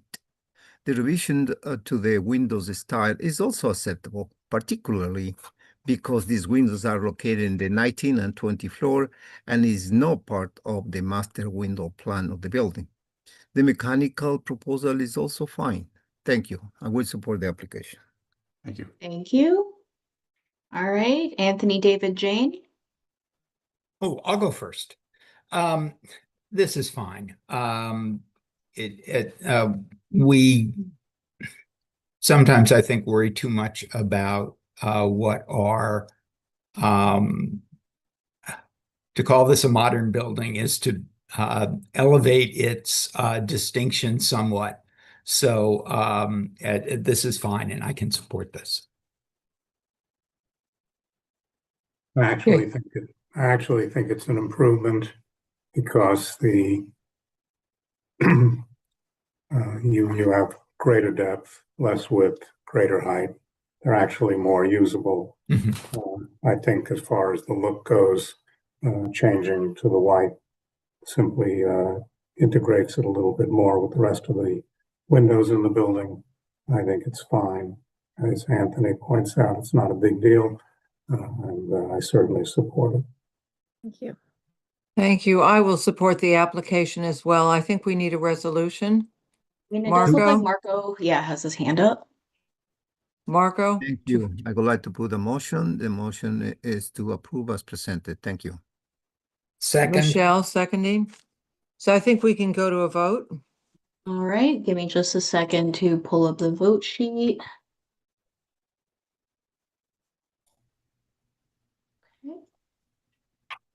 Nala. Okay. All right, so this is a vote for item 3. This is a motion to approve item 3, 875th Avenue. Elizabeth? Yes. Gail? Yes. Michelle? Yes. Lori? Yes. Sarah? But at any rate, Yes. I have no. Miles? Yes. John? Yes. Kimberly? Yes. Marco? Yes. Anthony? Yes. David? Yes. Jane? Yes. All right, thank you. Passes with unanimous approval. Thank you very much. The next application is 53 East 77th Street, Upper East Side Historic District between Madison and Park Avenues. Studio MDA, a neo-Spanish Renaissance style building designed by Henry Rutgers Marshall and constructed in 1901. Application is for modification of approved windows and doors and signage. And is the architect here? Hi, I'm Jonathan Taylor from Higgins Quaysbarth, the Preservation Consultants. I'll be running through the presentation, but Marcus Dochanchi and Karen Bao from Studio MDA Architects are also here and available to help respond to any questions you may have. So I'm going to share my screen. So we're here with some updates to the proposal that was approved for 53 East 77th in 2024. You may recall that this house was constructed in 1901. Its facade was altered in 1926, and part of the approved proposal was for restoration of the facade largely back to its original 1901 Beaux-Arts design. So we're here with a couple of small revisions to that approval. And because they depart from the details of a little bit from the details of the original design, they require returning to a public hearing.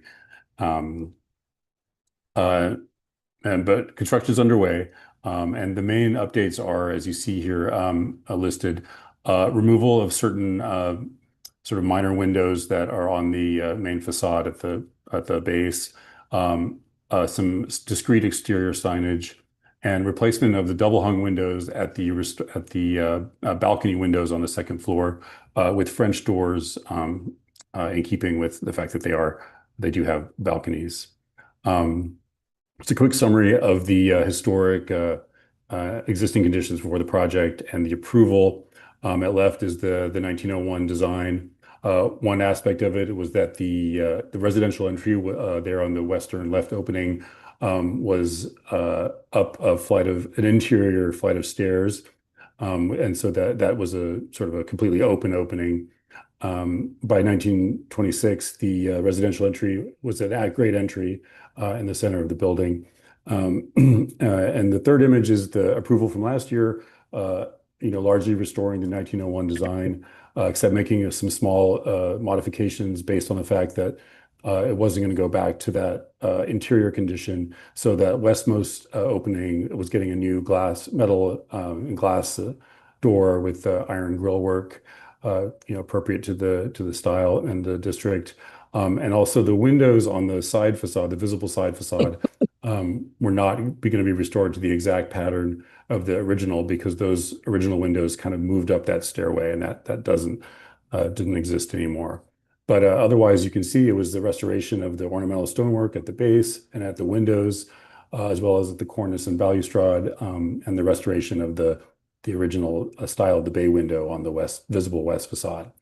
As you can see in the image on the right, the updated proposal, which includes removing these windows that you see in the middle of the base, which don't no longer relate to the interior plans of the building. The introduction of some carved stone signage in location where some of those windows were shown before. And then again, the change at the second floor from the double hung windows that match the original to French doors behind the balconies.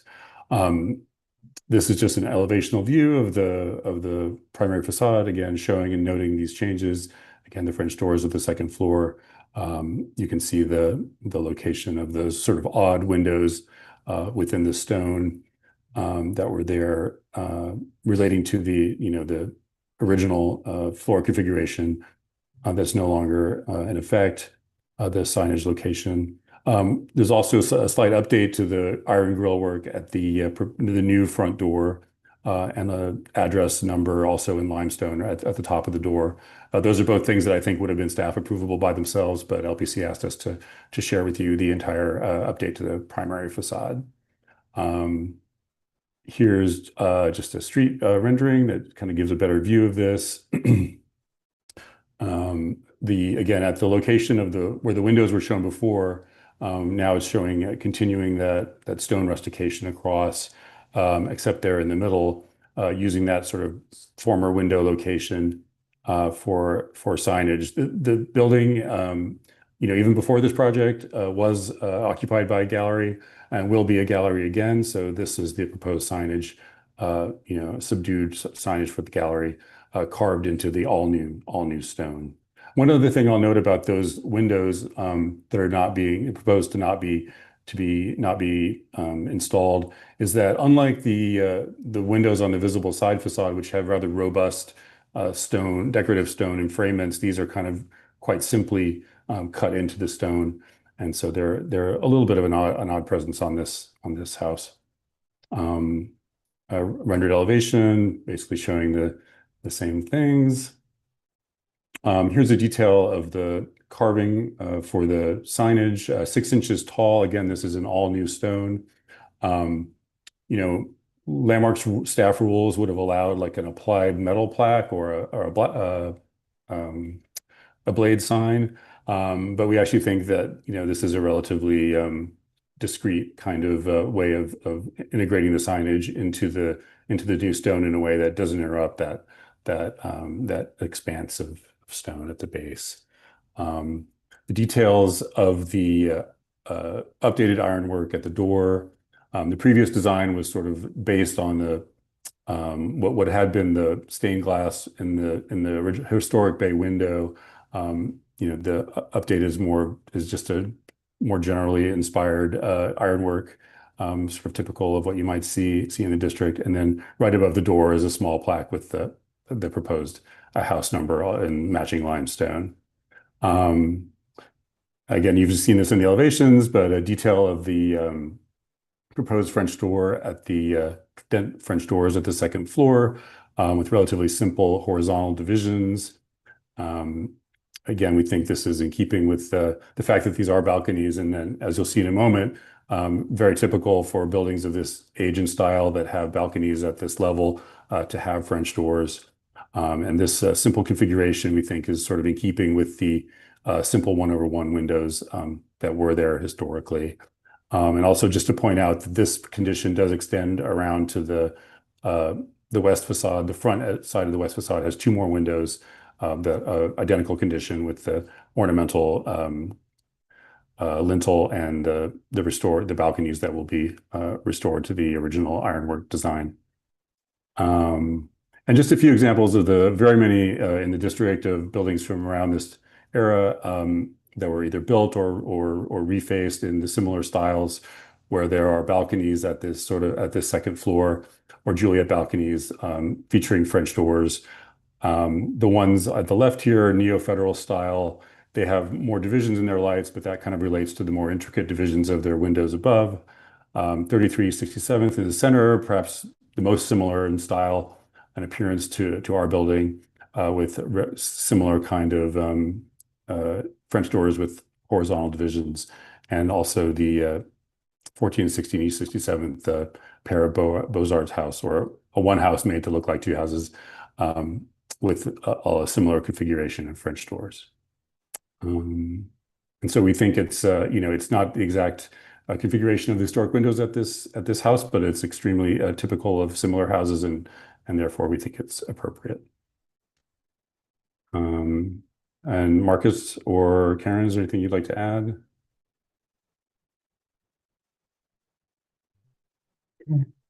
Well, if there are no additions, we thank you for a clear presentation. And let's see if there's anybody in the public who wants to comment. Member of the public and you wish to comment on this application, please click the raise hand button at the bottom of your screen. Otherwise, it doesn't look like we have any public comments stated. Okay, let's go to the committee and let's go reverse order. All right, and we'll start with Marco. Thank you, and thank you for the presentation. The proposed revision demonstrates improvement and is consistent with the character of the building and the intent of the review.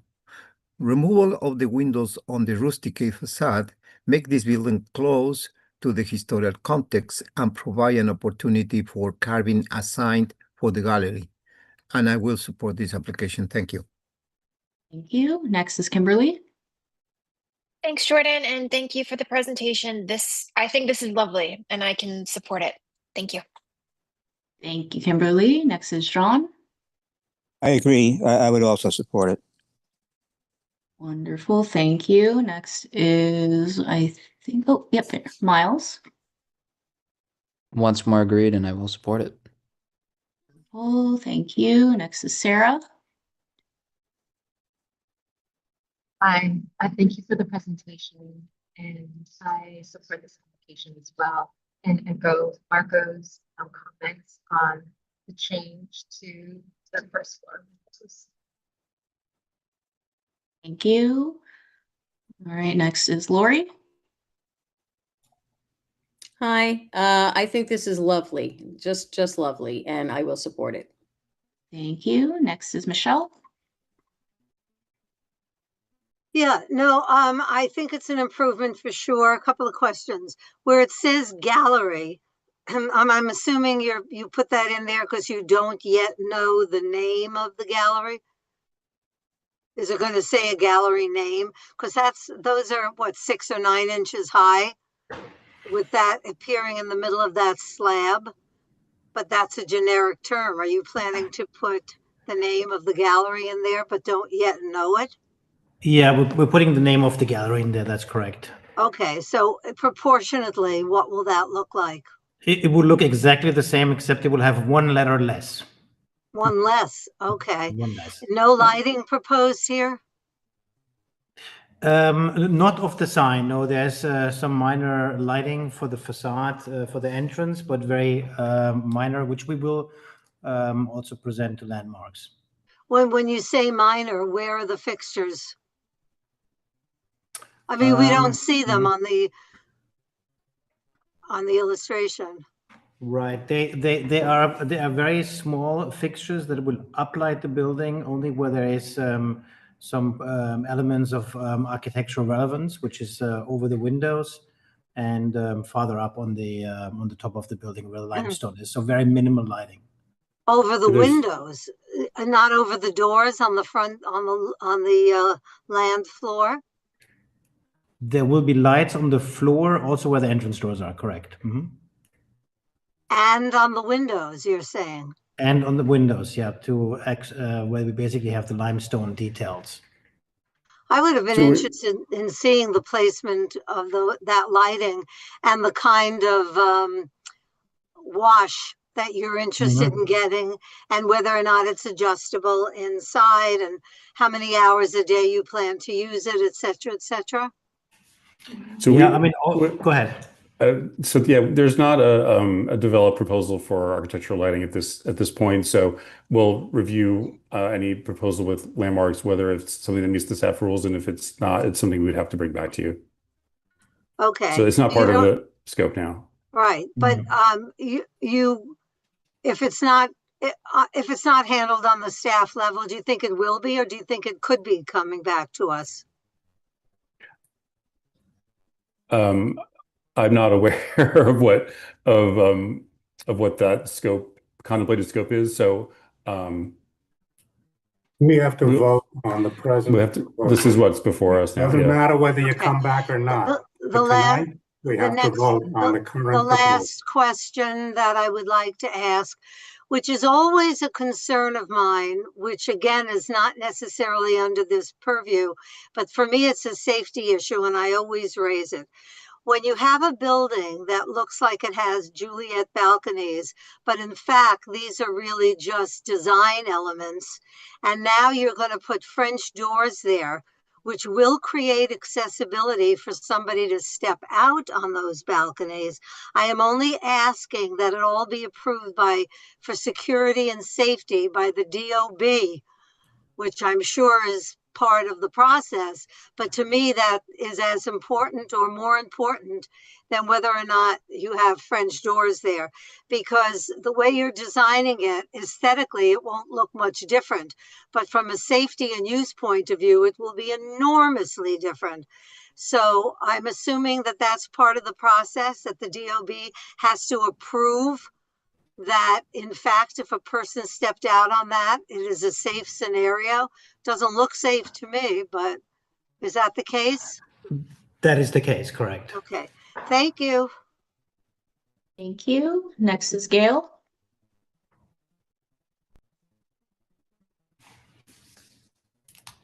Thank you for coming back. I think that your changes actually are an improvement over your previous presentation, and I can support this application. Thanks. Thank you. Thank you. Elizabeth. Yes, I also think it's an improvement, very pleasant, and I'm going to support it too. Thank you. Anthony David Jane. I'll go first. The ironwork is fine. The French doors are fine. I don't really like the removal of the windows on the 77th Street front. If for no other reason, then there is now it's sort of a wide blank wall that feels kind of a little awkward to me. And I thought that initially one of the things that was actually quite charming about the approved design were the way that those very eccentric windows, which clearly appeared on the original building, were recreated. It adds a little whimsy and sort of reduces the over seriousness that seems to come through in your current proposal. However, I voted against this a year ago because I found we'll call it the intermediate design. The intermediate design, frankly, more interesting than the recreation. And so For consistency, I will vote against this again. Jane? Oh, is it my turn? I Yeah, think. your turn to comment. Okay, thank you. I have to agree with Anthony that I really love that intermediate design. I thought it had much more charm and personality, but I will vote to approve this plan. Thank you. I think that what you're showing us is acceptable. I think one day you're going to see a nice bronze sign over the gallery, but I do like the fact that the name will be carved in, and I hope that the gallery owner will be there for a long time. So I'll certainly go along with supporting this. And we need a resolution. You and Miles both have their hands up. Martha, just to approve. Thank you. I would like to put a motion. The motion is to approve as presented. Thank you. We have a second. Michelle and Miles, thank you. Please Right. call the roll. You got it. And let me just pull up the vote And sheet. you can just call it. You don't have to worry about Jane and I and Anthony. Just call it an order. Yeah, just Ball go in straight order. through the names. Yeah. Okay, great.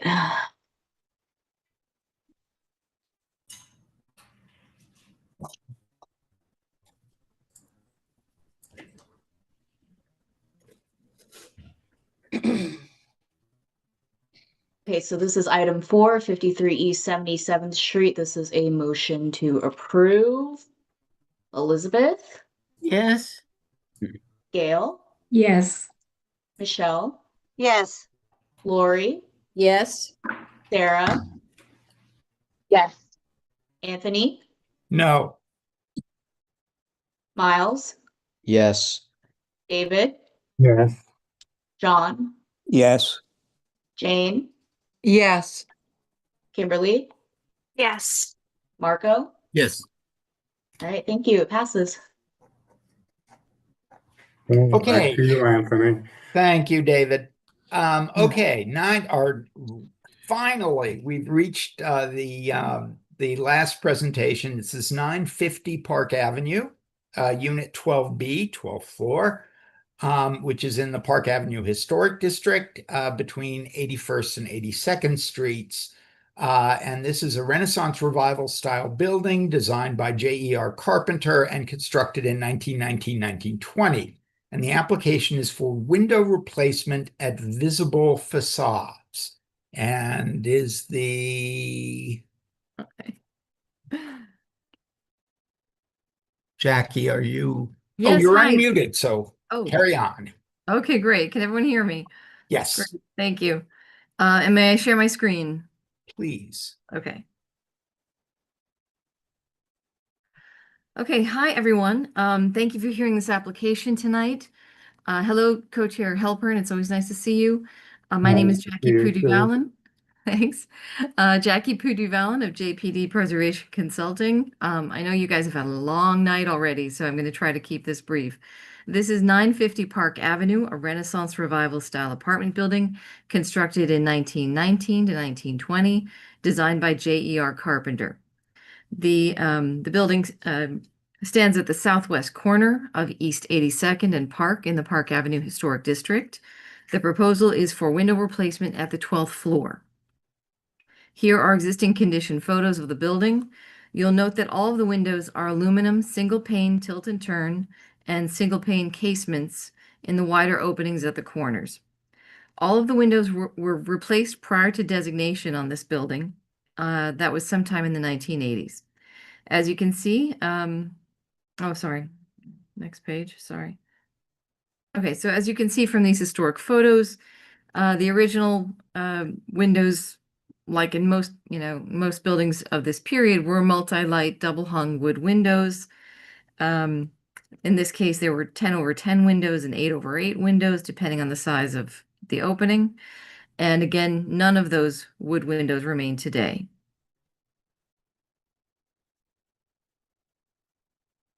Here are photos of the locations where windows are to be replaced at the south and east elevations, circled in red. On the right is a photo that I just took to show a bit more clarity what most of the windows look like with their wide square panning at the brick molds. Here you can see the location of the windows to be replaced on the north elevation, also circled in red. And the smaller photo on the right is, again, a photo I took to show with a little more clarity that thick squared panning that's at the brick molds on this elevation as well. The Park Avenue Historic District was designated in 2014, and since that time, 950 Park has applied to LPC for window replacement on 2 previous occasions. In 2015 and 2018, LPC approved at hearing replacing the existing tilt and turn windows in kind, but with profiled extruded panning to better replicate the appearance of the original brick molds. In 2015, I should specify, in 2015, the approval was for replacement of historic multi-light double hung wood windows. I think those were the last remaining on the building. And they approved their replacement with these same windows that you see in front of you, which again is the predominant window configuration on this building. And in 2018, the more recent approval, that was for in-kind replacement of aluminum tilt and turn windows. The elevation drawings on this sheet are taken from the 2018 approval. On top are the former windows, and on bottom are the proposed, which have since been installed.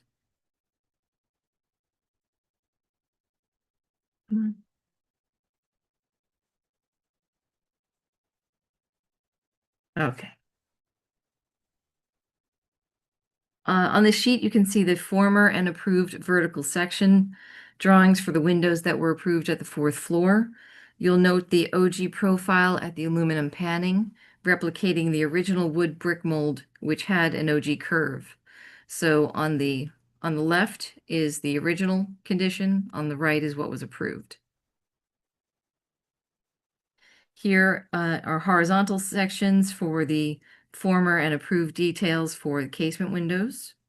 Again, seeing the OG curve of the wood brick mold replicated with the extruded aluminum panning. And additional window details showing the same. Here are photographs showing what these windows look like installed, including the nicer, more delicate profile of the brick mold. Come on. Here are elevation drawings showing the areas of replacement, just to further clarify the scope of work, and a floor plan showing with the areas of replacement. And these are the proposed windows as elevation drawings. And here are their section details, showing again replicating that OG curve with the metal panning that would go over the location of the brick mold, and horizontal section. And really, that's it. And we just hope that that the committee will agree that maintaining the predominant window configuration on the building would be in the interest of maintaining that unity of fenestration on the facade. And I look forward to any questions or comments you may have. Thank you. Okay, before we go, let me just ask a general question that will undoubtedly come up. As I understand from what you've said, there is no window master plan for the building. Correct. Okay. So all replacements since designation have been the tilt and turns to single pane tilt and turns or casements to sort of go along with what was there at time of designation. Correct. Okay, great. Are there any members of the public? I don't see anyone. None with their hand raised, no. Wonderful. Okay, so let's go to the committee, and I think we can go front to back. So Elizabeth. All right, Elizabeth. Yes, I think that this is a terrible idea following terrible replacements. I think the idea of unity of bad things is not something to go for. What you're proposing here is uniformly inappropriate windows. I think that it's a desecration of what was a fine building. I think to continue the bad idea is ridiculous.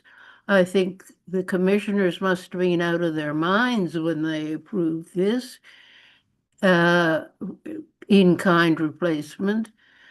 If people come to their senses, maybe in 30 years and require appropriate windows, maybe in 30 years, everything will have to be replaced. And I hope that they require the original appropriate windows. So I think this is an atrocious idea, and I'm not going to support it. Thank you. Next is Gail. I agree with Elizabeth 200%. Thank you. Thank you. Next is Michelle. Ditto, but I have a question. When was the last time these windows were replaced? Since the original was either 8/8 or 10/10. So when was the last time? It had to be fairly recent that these windows. 2018. Sorry? 2018 was the last time. What was there prior to 2018? The same windows, tilt and turn, So single they pane. had done, they had already started using that as a replacement, and they never considered a master plan? You mean the building, the co-op board? Yes. I don't know. I have not been privy to any conversations with the co-op board. I've been hired by the one shareholder who has been following the direction of his co-op board as to what windows to propose for LPC approval. And his main concern is just that he wants to be able to move into the neighborhood because he has small children and he wants to be able to live close to his children's school, and he just wants to be able to move in as quickly as possible. So he's following the direction of his co-op board. I appreciate that. But in the meantime, the building is in a precarious position because the truth is anything can be proposed anytime there really are no guidelines. So I agree 100%. I am offended by this in the sense that the LPC doesn't seem to give a D about windows, and that's been true for a long time. They have no interest in maintaining the wood window, the profile, the character, and I think it's a tremendous falling on their part. If we disapprove, which it looks like we haven't heard from anybody, but so far we have quite a few who disapprove, can we put into our resolution that we strongly suggest that they create a master plan asking for replacement windows to mimic the originals? Thanks. Thank you. Next is Lori.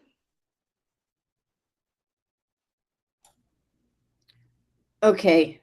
I have a question actually, which is, I mean, I live in a co-op and we were instructed when we moved in that we had to replace the windows and we could only go to 3 companies. And so we picked out the overpriced windows from one of the 3 companies and it was fine. My question to you is, does the co-op on this building have the same requirement? And if so, why didn't the window company give them the required windows? Well, I can tell you that this building is not, to my knowledge, not limiting their shareholders to a certain number or certain companies. I can tell you that the previous 2 approvals for window replacement that I just talked about from 2015 and 2018 that Landmarks gave, those were with one window company. And now these windows drawings have been prepared by another company that's been hired by my client. So I don't think the co-op board is dictating what company someone uses as long as the details on the drawings match. Does that answer your question? Sort of, but I don't think that it's the, well, I mean, my question, I guess, is why wouldn't the provider of the windows kind of recognize what's going on? So does this building have, I'll have to take notice of it the next time I'm there, but does this building have, like, is it a total mishmash of windows that are on this building? No, would it help if I zoom in on this photo? That would be helpful, yes. Okay. All right, can everyone see it a little more closely? Yes, a little bit, So, yes. I mean, you have single pane tilt and turn windows, and then at the corners where you get a bit wider of an opening, there's a pair of windows, but in all they're single pane. They operate as tilt and turn windows or as casements. Yeah, that's it. They have a different operation, different configuration from the original windows. So that, as you all know, that's what makes it a public hearing item. Each time a shareholder wants to replace their windows without a master plan. All right. Okay. All right. Thank you for the answer. I don't know how I'm going to vote on this, but thank you for providing the information. Thank you. Next is Sarah. Hi, thank you for this presentation. I feel similarly to Lori. I don't like the tilt and turn windows, but at the same time, what do we do when we're asking an applicant to go against the wishes of the co-op board? I don't know what to do, and but I recognize that we're here for context and design, and so I'm hoping to get guidance from my colleagues. Thank you. Thank you. Next is Miles. I share the sentiment with Sarah, and maybe it is my youth and inexperience that I'm not 100% sure on this topic, but at least from what I can tell, it's seemingly they're trying to make the windows uniform with the rest of the building, and I don't have a strong opinion on tilt and turn windows, but I think I'm a pro for the uniformity of the building. So unless I understand something differently, I will be in support. Thank you. Next is John. I want to continue to listen to the comments of people who know more about this than I do. So I'll just sit tight for now. Thank you. All right. Thank you. Next is Kimberly. I don't know more about this than everybody else, admittedly, but I can, from years of being involved with this committee, can understand where the frustration is coming from. I think we're between a rock and a hard place, and with no disrespect intended to the architect, I think we would have to disapprove this. But of course, always eager to hear what our co-chairs have to say. Thank you. Next is Marco. Thank you for the presentation. I'm going to say monstrous, terrible, painful, and so on. I won't approve this application. Thank you. Thank you. Anthony David Jane.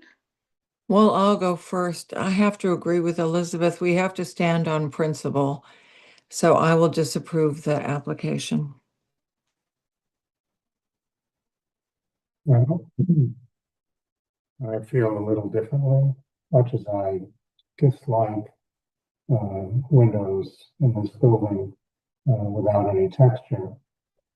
Jackie, correct me if I'm wrong, but it appears as if this was done, all these windows were done at one point in time, as if they just redid the whole building. And then, That's correct. right.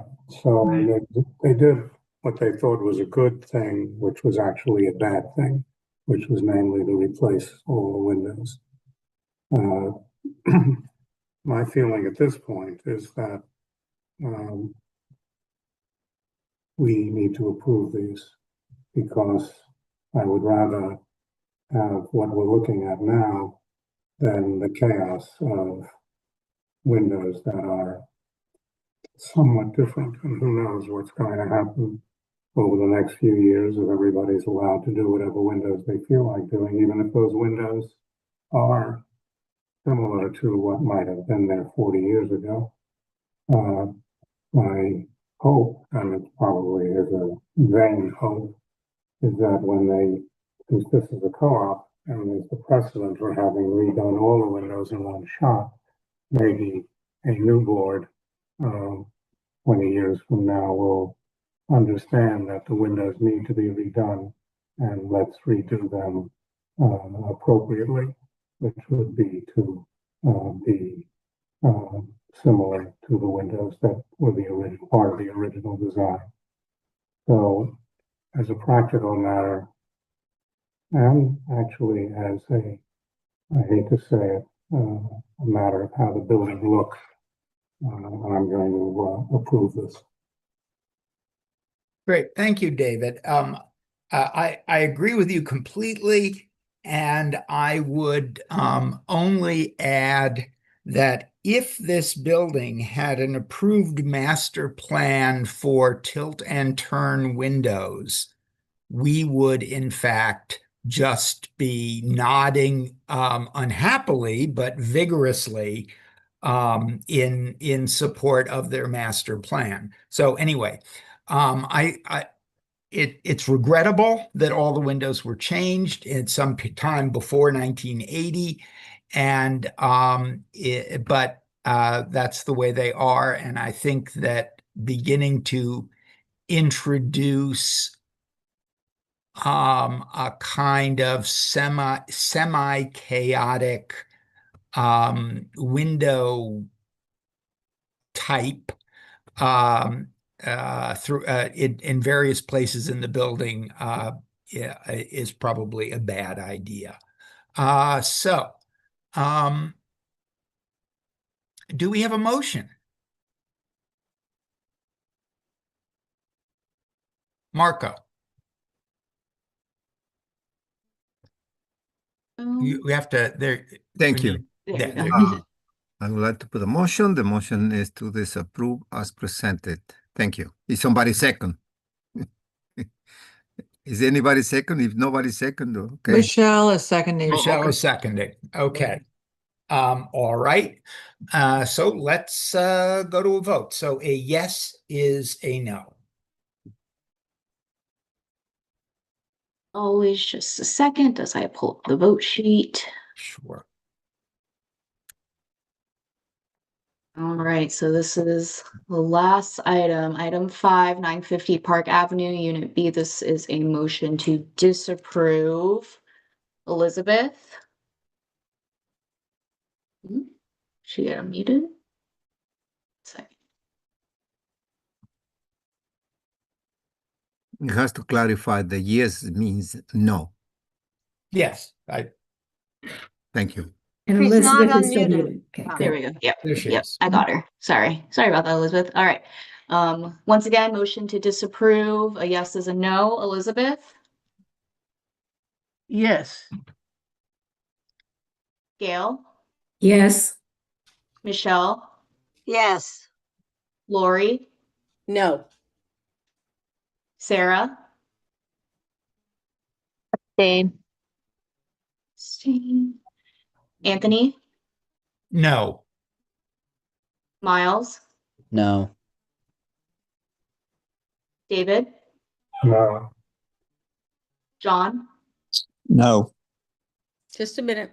I'm coming. Jane? Yes. Kimberly? Abstain. Marco? Yes. And he All right. failed. 2, 3, 4, 5. It does not pass. It failed. It failed. But aren't the abstentions counted as no's? That's The correct. abstentions are okay, yeah, so 1, 2, 3.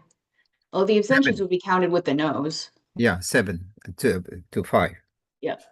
So All it doesn't right. pass. So I'm coming, sweetie. I'm coming. So it passed? No, it doesn't. Failed. It fails. Because there's only Failed. 1, 2, 3, 4, 5 yeses against 1, 2, 3, 4, 5, 6 no's and 2 abstentions. right now, if we So would anyone change their votes if we changed the disapproval to an approval? In other words, everyone's vote flips. The only situation, Anthony, is the abstentions. The two abstentions, of course. Yes. Because it would fail again. So, Kimberly, how do you feel about this? I wish I could see Sarah's face right now. Oops.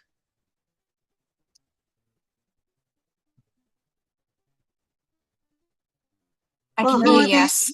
who are the abstentions? The Oh, I'm on the abstentions were wrong item. Kimberly Yes. and No, Kimberly's not an abstention. She says no here on the cheat sheet. Did you? No, I think that I was might be on we the wrong scrolled back up. item. I got on the wrong All item. right, 1 second. let's clarify things. This is now an approval. Let's just go through the names again. It'll take a minute. Oh, you know what? This is why I copied the wrong one. Sorry, everyone. Technical difficulties. Give me just a second.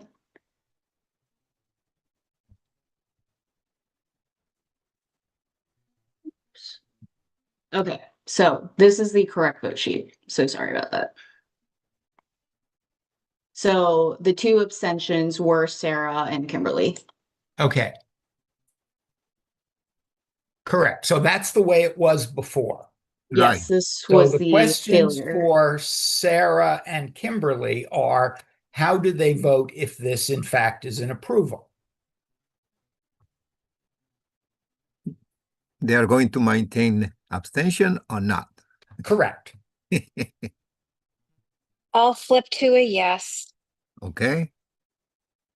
Yes for an approval? Yeah. Yes. Correct. Correct. Rather. I have to be careful with yes and no here. And Yes. Okay, so that means Kimberly is so these are all going to be flipped. So Marco is now going to be a a no. no. Jane is going to be a no. All of these are going to be yeses. Yeah. Sarah has her hand raised. Oh, did she? Where is she? Oh, there she is. Yes, you might unmute her. Yes. Hi, thank you. I couldn't unmute. I don't want Kimberly to hang out there alone, and so I'll change my vote with her. But may I ask that the resolution express the conflict? That this is Absolutely. a yes with great conflict. Yes. Yes, I will. I promise. I'll write it that way. Thank you. And that we're encouraging a master plan. We're encouraging a master plan that restores to the original, to something closer to the original condition. Right. Okay. All right. So this is an approval, and with those two abstentions, switching it to yeses, the approval passes. Yes. Thank you. Thank you. Thank you all. Thank you for your time. Thank you. All right. Thank you, Jackie. Okay. Any old business? Any new business? Yes, Kimberly. I just wanted to say it's lovely to have Miles and Lori here. Yes. Well, thank you. It's lovely to be here. Well, I Now, want to say are you something too. visiting, or you would like to be permanently on the committee? And I'm not making permanent plans on anything now. I'm so sorry, but I try my best. I try my best. And Miles, Wait a minute. He needs to be. are you exploring, or are you I'll committed? unmute really quick. I would love to be marked down on the committee. Yes. Thank you all Wonderful. for welcoming me. Great, Miles, and if you can just shoot me an email, loop in David, Anthony, and Jane, and then we will get you added. Well, great. Thank you. Thank you. Okay, so, I move to adjourn. Second. That's a very appropriate resolution. Have a good night. Good Thanks, night. everyone. Night See you all. guys. See everyone on Wednesday.